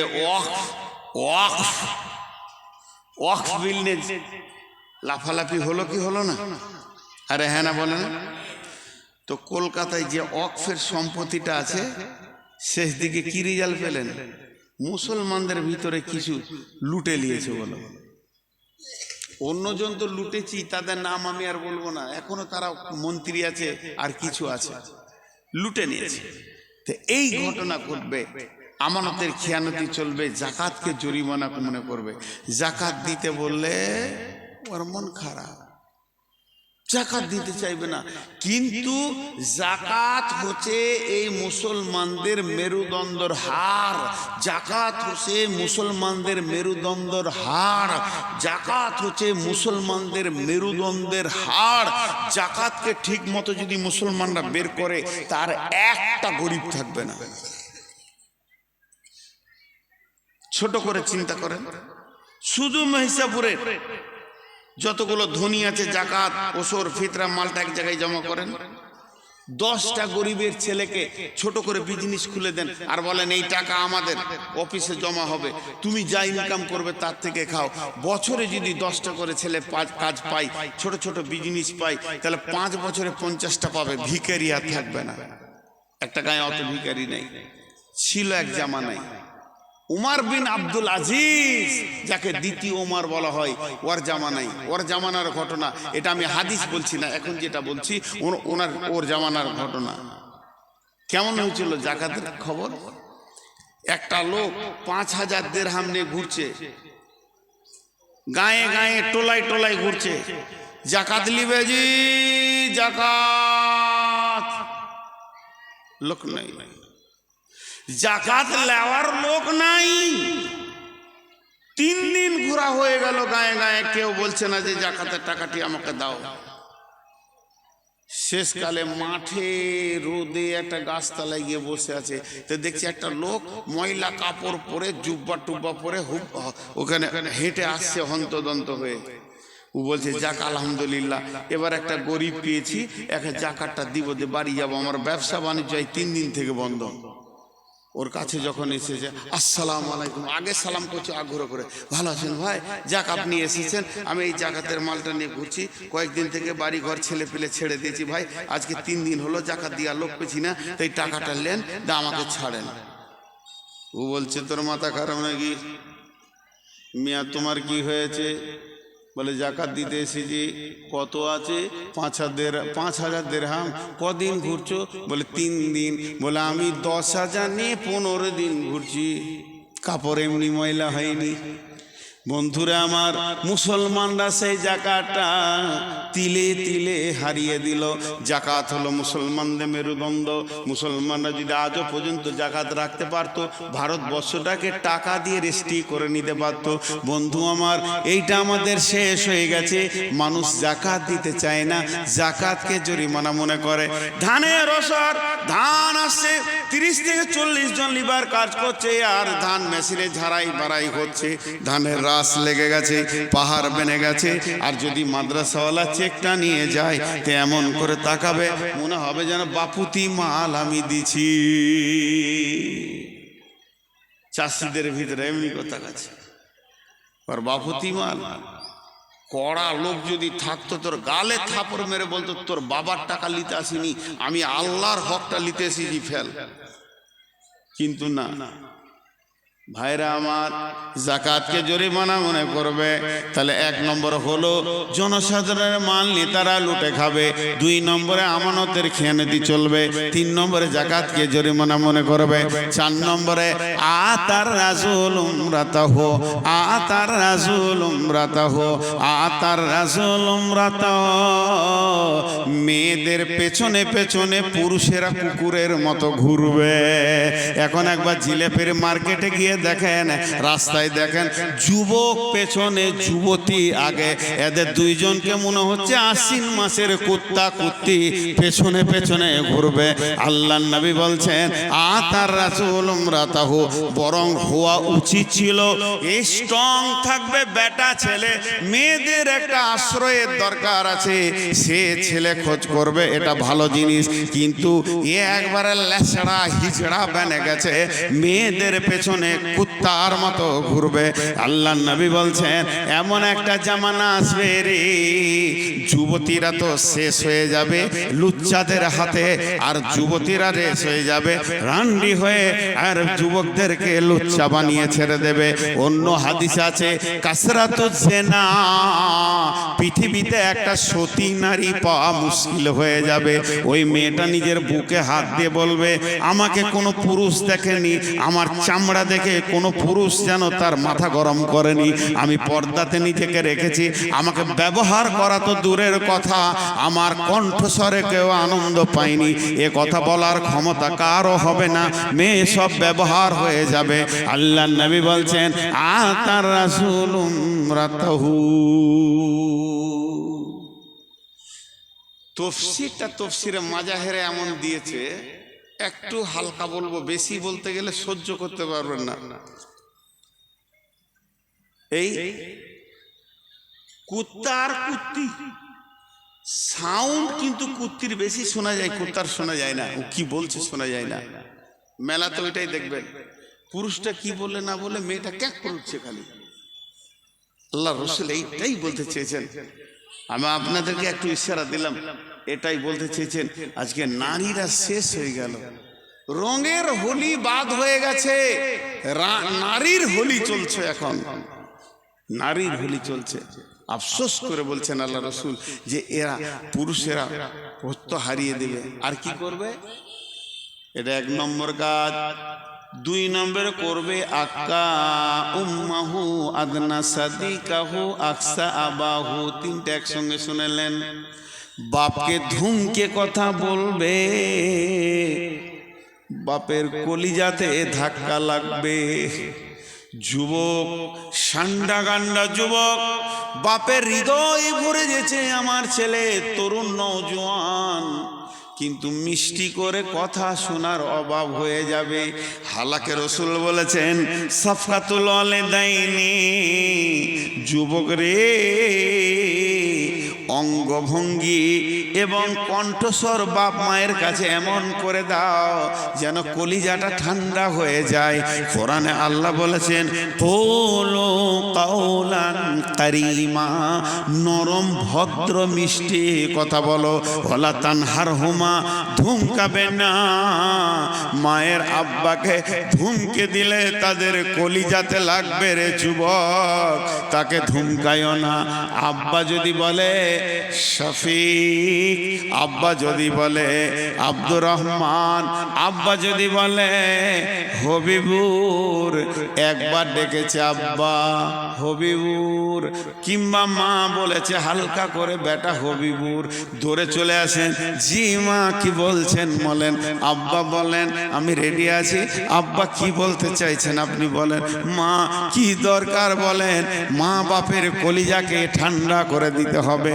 আল্লাহর নবী বলছেন মত আসানে হবে, হাসতে হাসতে তুমি জান্নাতে যাবে। কিন্তু এই কিয়ামতের আলামত বলতে গিয়ে বলছে আক্কা উম্মাহু আদনা সাদিকাহু আকসা আবাহু, মাকে ধুমকে কথা বলবে, বাপকে ঝিড়কে কথা বলবে, আর মিষ্টি কথা বলবে বন্ধুকে। বন্ধুর সঙ্গে মিষ্টি মিষ্টি কথা হবে। তিনজন শেষ, সূর্য ডুবে গেছে, মাগরিবের নামাজ হয়ে গেছে, বাড়ি থেকে হুন্ডা গাড়িটা বের করছে, কোথাও যাবে। 22 বছরের যুবক, আব্বা মুরব্বী ওখানে বসে আছে লাঠি হাতে করে, ওর আর ক্ষমতা নাই, চোখে কম দেখে। দরজাতে গাড়িটা যখন বের করছে, আব্বা হালকা করে বলছে কে রে, মিজানুর নাকি রে? ও তো জানে রাতে ছোট বেটাটা ছাড়া কেউ যাবে না। মিজানুর নাকি রে? কোথায় যাবি বাবা? করণ দিয়ে যাবে বন্ধুর সঙ্গে সার্কেস দেখতে, টুঙ্গি দিয়ে যাবে। তাই ওই মাগরিব পর বের হয়েছে, কোথায় যাবি বাবা? এই কথাটা যে কত কলিজার ভিতর থেকে বলছে আপনি বুঝতে পারছেন না। চট করে ধুমকি দিলেন, বান বান করো না, বসে থাকো, কোথায় যেছি না যেছি, খালি যেখানে যাবো ওখানে মারবো, কোথায় কোথাও কোথাও। বাপকে বকে দিল, চলে গেল সার্কেসে। এবার কথা মিষ্টি বাপ পেল না, মিষ্টি কথা শুরু হলো বন্ধুর সঙ্গে। কি খাবি বল, ল্যাংচা খা, নাইলে ভুলকি মরে 2টি রসগোল্লা খা, চল এটা নে ওটা নে, কোল্ড ড্রিঙ্কস খা, কেমন আছিস বল। মিষ্টি মিষ্টি কথা বলে বন্ধুর সঙ্গে সার্কেস দেখলো। 6টা ঘন্টা কাটিয়ে দিল। ফিরছে যখন রাত্রি 1:45 বেজে গেছে। আড্ডা দিতে দিতে রাত্রি 1:45 বেড়ে গেছে। গাঁওয়ালা ঘুমিয়ে গেছে, মিজানুর এসেছে কিনা দরদ ব্যথা নাই। পাড়াওয়ালা ঘুমিয়ে গেছে, ফ্যামিলির সবাই ঘুমিয়ে গেছে। মিজানুর স্ত্রী 2 তলায় নাক ডাকিয়ে ঘুমাচ্ছে, কিন্তু একজনের ঘুম হচ্ছে না। বাড়ির বারান্দায় বসে বসে খালি ঢুলতে রয়েছে। এটার নাম হলো মা। মায়ের আর ঘুম হচ্ছে না, কলিজাটা আমার কখন আসবে। এ রোডের উপরে ডাম্পার ধরছে, কোচ ধরছে, এ রোডে বাস ধরছে, ওই রোডে আমার বেটা এত রাত্রিতে চলে গেছে, কখন আসবে এই ভেবে ঘুম হচ্ছে না। ঠিক যখন 1:45 বাজছে, বাইকটা নিয়ে গুড়গুড় গুড়গুড় করে ঢুকছে। মা দৌড়েছে, দরজাটা খুলে দে বলছে, বেটা এলি বাবা। এটাও বলেছে কলিজা থেকে। ফট করে মাকে 2টা ধুমকি দিয়ে বলে, তোর কি ঘুম নাই, তোর হুঁশ নাই, খালি রাত জাগিস, ঘুমাইতে তো যা, ঘুমাকা তুই। এই যে বলে দিল। যাবার সময় বাপকে দিল, আসার পরে মাকে দিল। মধ্যখানে বন্ধুর সঙ্গে মধ্য কথা, আনন্দের কথা বলল। এরপরে দেখছে কেউ নাই, মাই তো একা আছে। টক টক করে জুতা খুলে 2 তলার উপরে গিয়ে দেখছে বুবি উবুর হয়ে শুয়ে আছে। টিভি চলছে, টিভি চলছে, এলইডি চলছে, কিন্তু ঘুমিয়ে গেছে। ভূতের ঘরে ভূত নাচছে, ওর আর হুঁশ নাই। বিবিকে পাটা টিপে টিপে নরম করে উঠেছে। বিবি উঠে রেগে গেল, তুমি খালি এরকম রাত করো, আমাকে ভাল লাগে না। ওকে গলাতে ধরে চুমা দিয়ে বলছে, তুমি রাখলে আমি কেমন করে থাকবো। 2 জন আদর পেল, বন্ধু আদর পেল, বিবি আদর পেল। আর যাদের রক্তে পৃথিবীতে এলো, ওই 2 জন ধুমকানি পেল, ওই 2 জনের কলিজাতে ধাক্কা মারলো। আল্লাহ রসুল বলছেন কিয়ামতের আগে এগুলো দেখিলিবি রে। আর মেয়েদের বসুভূতে হয়ে দুনিয়া করবে, মাকে ধমকাবে, বাপকে ধমকাবে, বন্ধুকে নিকট আত্মীয় বানাবি। 7খানা বলা হয়ে গেল, 15টার মধ্যে 7টা বলা হলো। 1 নম্বর, আমানতের খেয়ানতি চলবে, জনসাধারণের মাল নেতারা খাবে, জাকাতকে জরিমানা মনে করবে, বাপকে ধুমকে কথা বলবে, বন্ধুকে ভালোবাসবে, মাকে ধুমকে কথা বলবে, আর আপনার কি না মেয়েদের বশীভূত হয়ে দুনিয়া করবে।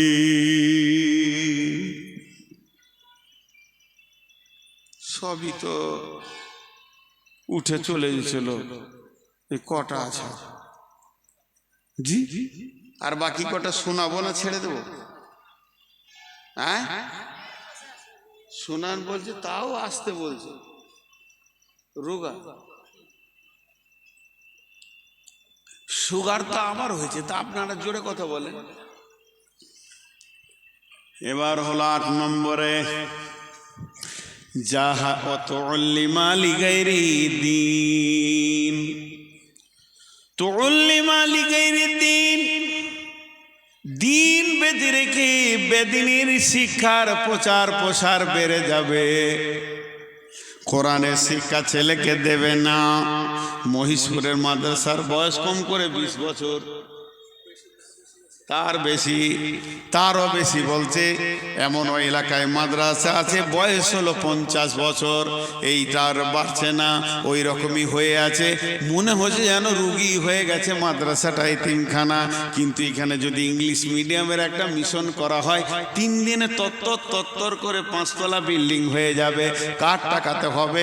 ওই মিশন মালিকের টাকাতে নয়, সেক্রেটারির টাকাতে নয়, বরং ছাত্রের বাপের টাকাতে হবে। একটা ছেলে 2 নম্বরের জন্য ভর্তি হতে পারেনি, 1,40,000 টাকা ডোনেশন দিয়ে, ঘোষ দিয়ে তারপরে বলছে ভর্তি করে নাও। এইভাবে চাইছে। তার মানে মেন্টাল অবস্থাটা কেমন? বাপ মায়ের মেন্টাল অবস্থাটা হয়ে গেছে। মিশনে পড়াতে হবে, মিশনে পড়াতে হবে, ইংরেজি পড়াতে হবে, ইংরেজি পড়াতে হবে। মিশনে দিলে আমার ছেলে মানুষ হবে, মাদ্রাসায় দিলে মানুষ হবে না। বন্ধু আমার, ডালখোলা স্টেশনে কাঞ্চনটা এসে দাঁড়িয়েছে, কামরূপ এক্সপ্রেস দাঁড়িয়েছে। একবার আপনি ডালখোলায় চলে যান। এটা কি এসি 3 টায়ার, এটা এসি 2 টায়ার। এসি 3 টায়ারে কলকাতা ভাড়া হলো আপনার 500-700 টাকা, এসি 2 টায়ারে ভাড়া হলো 1200 টাকা, স্পেশাল কোচ 1700 টাকা। এরপর হলো স্লিপার আপনার 250 থেকে 300 টাকা। একটা বগি আছে, 2টি বগি সামনে আর 2টি পেছনে আছে, যার নাম হলো জেনারেল। জেনারেল জেনারেল এটা ইংরেজি ভাষা, এর বাংলা হচ্ছে সাধারণ। সাধারণ ওটা কোনো ক্লাস নাই, সেকেন্ড ক্লাস ফার্স্ট ক্লাস নাই, ওটা কোনো স্লিপার নাই। এই জেনারেল বগিটা যদি একবার দেখেন তো মনে হবে গরু ছাগল ভেড়া ঢুকে আছে। এই জেনারেল। তাহলে পৃথিবীতে যত শিক্ষা আছে, মাদ্রাসার শিক্ষা আর মক্তবের শিক্ষা আর জামিয়ার শিক্ষা, মদিনা ভার্সিটির শিক্ষা, এই কোরআনের শিক্ষা, এটা জেনারেল নয়, এটা অসাধারণ শিক্ষা। আর যত প্রাইমারি, হাই স্কুল, কলেজ এবং ইউনিভার্সিটির শিক্ষা, এই শিক্ষাটার নাম হলো জেনারেল শিক্ষা, তার মানে সাধারণ শিক্ষা। মা বাপ নিজের ছেলেকে গরু ছাগলের বগিতে ঠেলে ভরে দিচ্ছে, ঢুকে যা, আর স্লিপারে দিচ্ছে না। তার কারণে এদের মাথা বিগাড় নিয়েছে। মনে ভাবছে আমার ছেলে ডাক্তার হবে, মানুষ হবে, ইঞ্জিনিয়ার হবে, মানুষ হবে। বন্ধুরে, কলম নেন, লিখেলেন, নূর মোহাম্মদ মরে গেলে হয়তো এই সাউন্ড আর আসবে না। আপনার ছেলে ইঞ্জিনিয়ার যদি হয়, আর যদি একবার ভালো ডাক্তার, সার্জন হয়ে যায়, অফিসার হয়ে যায়, বউটা সেই মতো ঘরে আসবে। আপনার সংসারে কোনো মূল্য থাকবে না, চাকর ছাড়া আপনার কোনো মূল্য থাকবে না। জেনে রেখে দেন, ওই ছেলে আপনাকে সুখের ভাত দেবে না, আপনাকে টাকা পয়সা দিয়ে বৃদ্ধাশ্রমে পাঠিয়ে দেবে। আর অসাধারণ শিক্ষা, মা কি আব্বা কি এদের কাছে কেমন করে চলতে হয়, এটা যদি একবার কোরআন থেকে পেয়ে যায়, ছেলে আপনার কাছে সারা জীবন কাঁচুমুচু হয়ে থাকবে। এটা অসাধারণ শিক্ষা। এই সারা পৃথিবীকে শান্তি দিতে পারে। ডাক্তার মরে গেলে পড়া শেষ, ইঞ্জিনিয়ার মরে গেল বুদ্ধি শেষ, উকিল মরে গেল বুদ্ধি শেষ, জজ জজগিরি শেষ হয়ে গেল।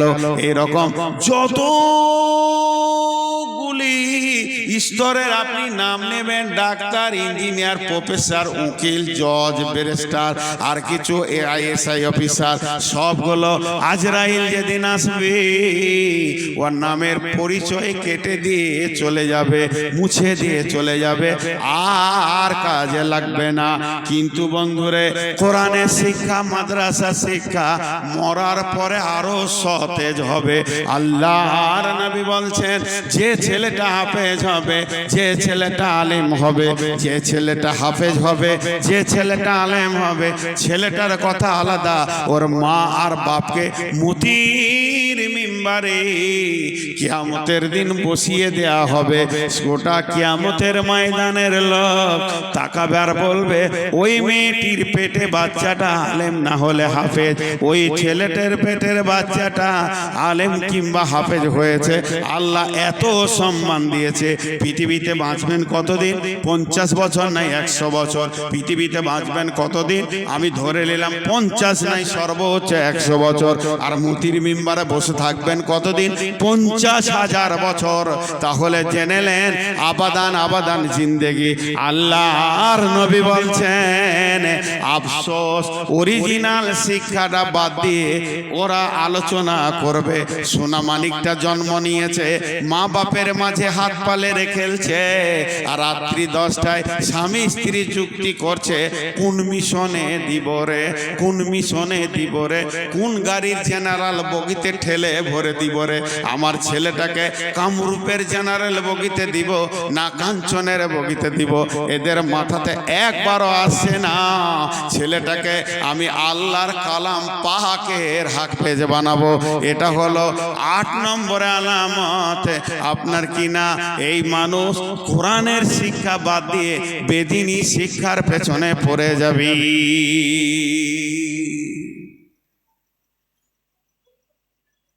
পৃথিবীতে একটা লোকের নাম বলছি, আপনারা চিনেন কিনা? Dale Carnegie. চিনেন? নাম শুনেছেন কোনোদিন? আরে হ্যাঁ না বলেন। ডেল কার্নেগি, ইনি খ্রিস্টান, বাড়ি আমেরিকা। এর কাজ হচ্ছে মানুষকে যুক্তি দেওয়া, উপর দিকে তোলা। কোনো বড় বড় কোম্পানি ব্যবসা করতে গিয়ে ফেলিওর হয়ে গেছে, তো ওর কাছে খানি বুদ্ধি নেবে, ওপর দিকে তুলে দেবে। এই দিকেও পারদর্শী লোকটা, ডেল কার্নেগি নাম।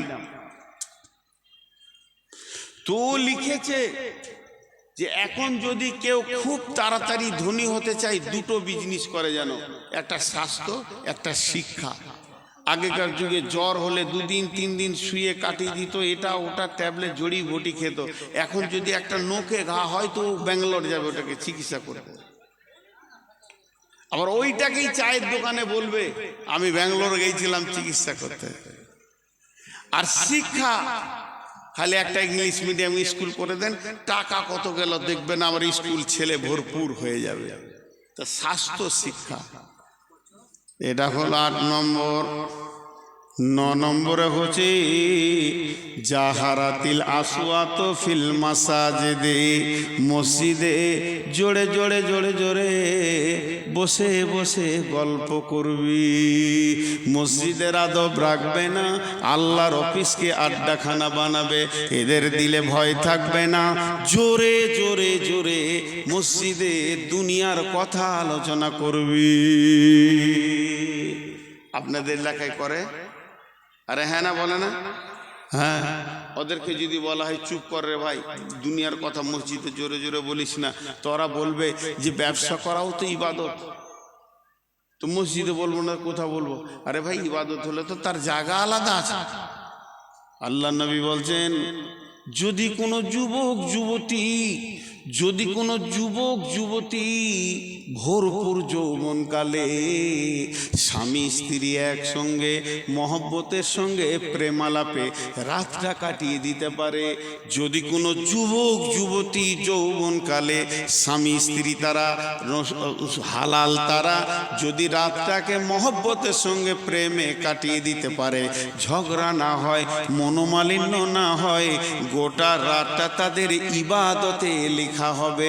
তাহলে বিবির সঙ্গে জেনা করলে যেমন গুনাহ, বিবির সঙ্গে মিলে ওই রকম নেকি। তাহলে এই নেকিটা কি মসজিদে গিয়ে করবেন নাকি?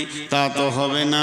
তাহলে এক একটা জায়গা আছে, আল্লাহ নবী আফসোস করে বলছেন মসজিদে জোরে জোরে দুনিয়ার গল্প করবি। এবার 10 নম্বরটা হলো আবার কঠিন। 1 নম্বরটা যেমন কঠিন, 10 নম্বরটাও এরকম কঠিন। আল্লাহ নবী বলছেন সাদাল কাবিলাতা ফাসিকুহুম, সাদাল কাবিলাতা ফাসিকুহুম, সাদাল কাবিলাতা ফাসিকুহুম। গ্রামের নেতা হবে, গ্রামের প্রধান হবে, মেম্বার হবে, চরিত্রহীন লোক, পরেশগার লোক হবে না, দিনদার লোক হবে না, মুত্তাকি লোক হবে না, মুমিন লোক হবে না, শিক্ষিত লোক হবে না, শান্ত মিজাজের লোক হবে না। এলাকার মধ্যে যেটা চোর, লম্পট, লাফাঙ্গার, মাতাল, ওই আবার গায়ের সর্দার হবে। বিচার করবে কে? মাতাল বিচার করবে, চোর লম্পটে বিচার করবে, চরিত্রহীন বিচার করবে। এরকম একটা দিন এসে যাবে রে, আর বিচারে মামলা করবে। একটা ছোট ছেলে, গরিবের ছেলে, এতিম ছেলে, বাপ নাই, ও কোনো রকম একটা চুরি করে ফেলেছে ভুলবশত, ছাগল চুরি করেছে, ভেড়া চুরি করেছে, ধরা পড়ে গেছে। প্রধান এসে ওর গালে দুটো চড় মেরে দিয়ে বলল, কেন চুরি করলি বল? আমাকে ডাকা হলো, আমার কাছে কম ছিল, নিতে পারতিস, তোকে 20 কেজি 1 মণ চাল দিয়ে দিতাম। তোর যদি অভাব ছিল, দুনিয়ার লোক বলবে প্রধান কত ভালো, কিন্তু প্রধান আসলে বলতে চেয়েছে, বাবা রে, একটা 3 কেজি ছাগল চুরি করে তুমি ধরা পড়ে গেছো, আমি 7200 কুইন্টাল চাল চুরি করেছি, এখনো ধরা পড়িনি। তার মানে বড় চোর ছোট চোরের বিচার করবে, এমন একটা দিন আসবে। আল্লাহর নবী বলছেন, সাদাল কাবিলাতা ফাসিকুহুম, জাইমুল কাওমে আরজুলুহুম, উকরিমার রাজুল মাখাফাতা সারহি। মানুষ মানুষকে সম্মান জানাবে তার মারের ভয়ে। একটা ডাক্তার যাবে, কেউ রা করবে না, একটা মাস্টার যাবে, কেউ রা করবে না, একটা ইঞ্জিনিয়ার যাবে, কেউ রা করবে না, একটা মুহাদ্দিস যাবে, কেউ রা করবে না, একটা মাদানি যাবে, কেউ রা করবে না। আর এলাকার গুন্ডা নেতাটা যখন পেরিয়ে যাবে, সবাই খালি বলবে, ভাই ভালো আছেন, আসেন চা খেয়ে যান। তার মানে মারের ভয়ে সম্মান দিয়া দিয়ে চলবে। এমন একটা জামানা আসবে, আল্লাহর নবী বলছেন, যারা প্রধান হবে, মেম্বার হবে, গায়ের নেতা হবে, নিজের নামটা সই করতে পারবে না, ছাগলের রাখাল গদিতে গিয়ে বসবে। এটা হবে অবস্থা। আল্লাহর নবী বলছেন, সেই জামানায় কি হবে রে উম্মত শুনেলে, জাহারাতিল কায়নাত ওয়াল মাসিফু, ঘরে ঘরে টিভি, টেলিভিশন, গান বাজনা, সিনেমা, নাটক ঢুকে যাবে। এটাকে কেউ আটকাতে পারবে না। হুর করে ঘরে ঘরে সব সময় যেন 24 ঘন্টা টানানা টানানা টানানা লেগে থাকবি। আজ থেকে 30 বছর 40 বছর আগে, 30-40 বছর আগে এই মহেশপুর গ্রামে যদি কারো গলিতে ঘরের পাশ দিয়ে ঘোরা হতো, কোনো কারণে গলির ভিতর দিয়ে যাওয়া হতো, তো ঘরের ভিতর থেকে সাউন্ড আসতো, মা, খালা, দাদা, দাদি, নানা কোরআনের তেলাওয়াত করছে। ওটা আর না। মুসলিম গাঁকে যদি তিলে তিলে ঘুরে দেন, একটা ঘর থেকে আর তেলাওয়াতের শব্দ পাবেন না, বরং এলইডির শব্দ গোটা 25 পেয়ে যাবেন। এটা চলে আসবে। আল্লাহ রাসূল বলছে, সেই জামানার ছেলেরা কি করবে? যুবকরা নষ্ট হয়ে যাবে। সুরিবাতিল খুমুর, তারা মদ পান করবে। আল্লাহ নবী আফসোস করে বলছেন, খাসলাতু মিন উম্মতি, আমার উম্মত, আমার উম্মত, আমার উম্মত। তার গালে গালে যদি থাপ্পড় মারা হয় তো একটাই কথা বলবে, আমি রসুলের উম্মত, আমি মুহাম্মদ সাল্লাল্লাহু আলাইহি সাল্লামের উম্মত, আমি আল্লাহর গোলাম। এই দুটো সে স্বীকার করবে। তারপরও তার কাছে মদের বোতল পাওয়া যাবে, এত মদ পান করবে, ওর হুঁশ হবে না।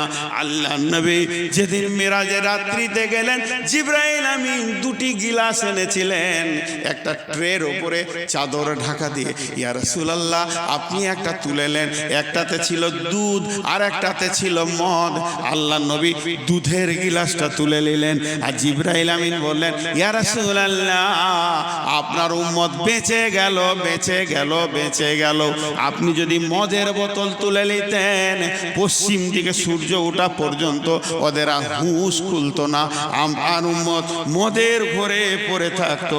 আল্লাহ নবী বলছেন, লা তাসরিবান্নাল খামরা ফাইন্না উরাসুন কুল্লি ফাইসাতিন। মাঝরে জীবনে মদ পান করিস না রে বাবা, মদ এত নোংরা জিনিস, সমস্ত নোংরা কাজের মাথা। আর একটা হাদিস আছে,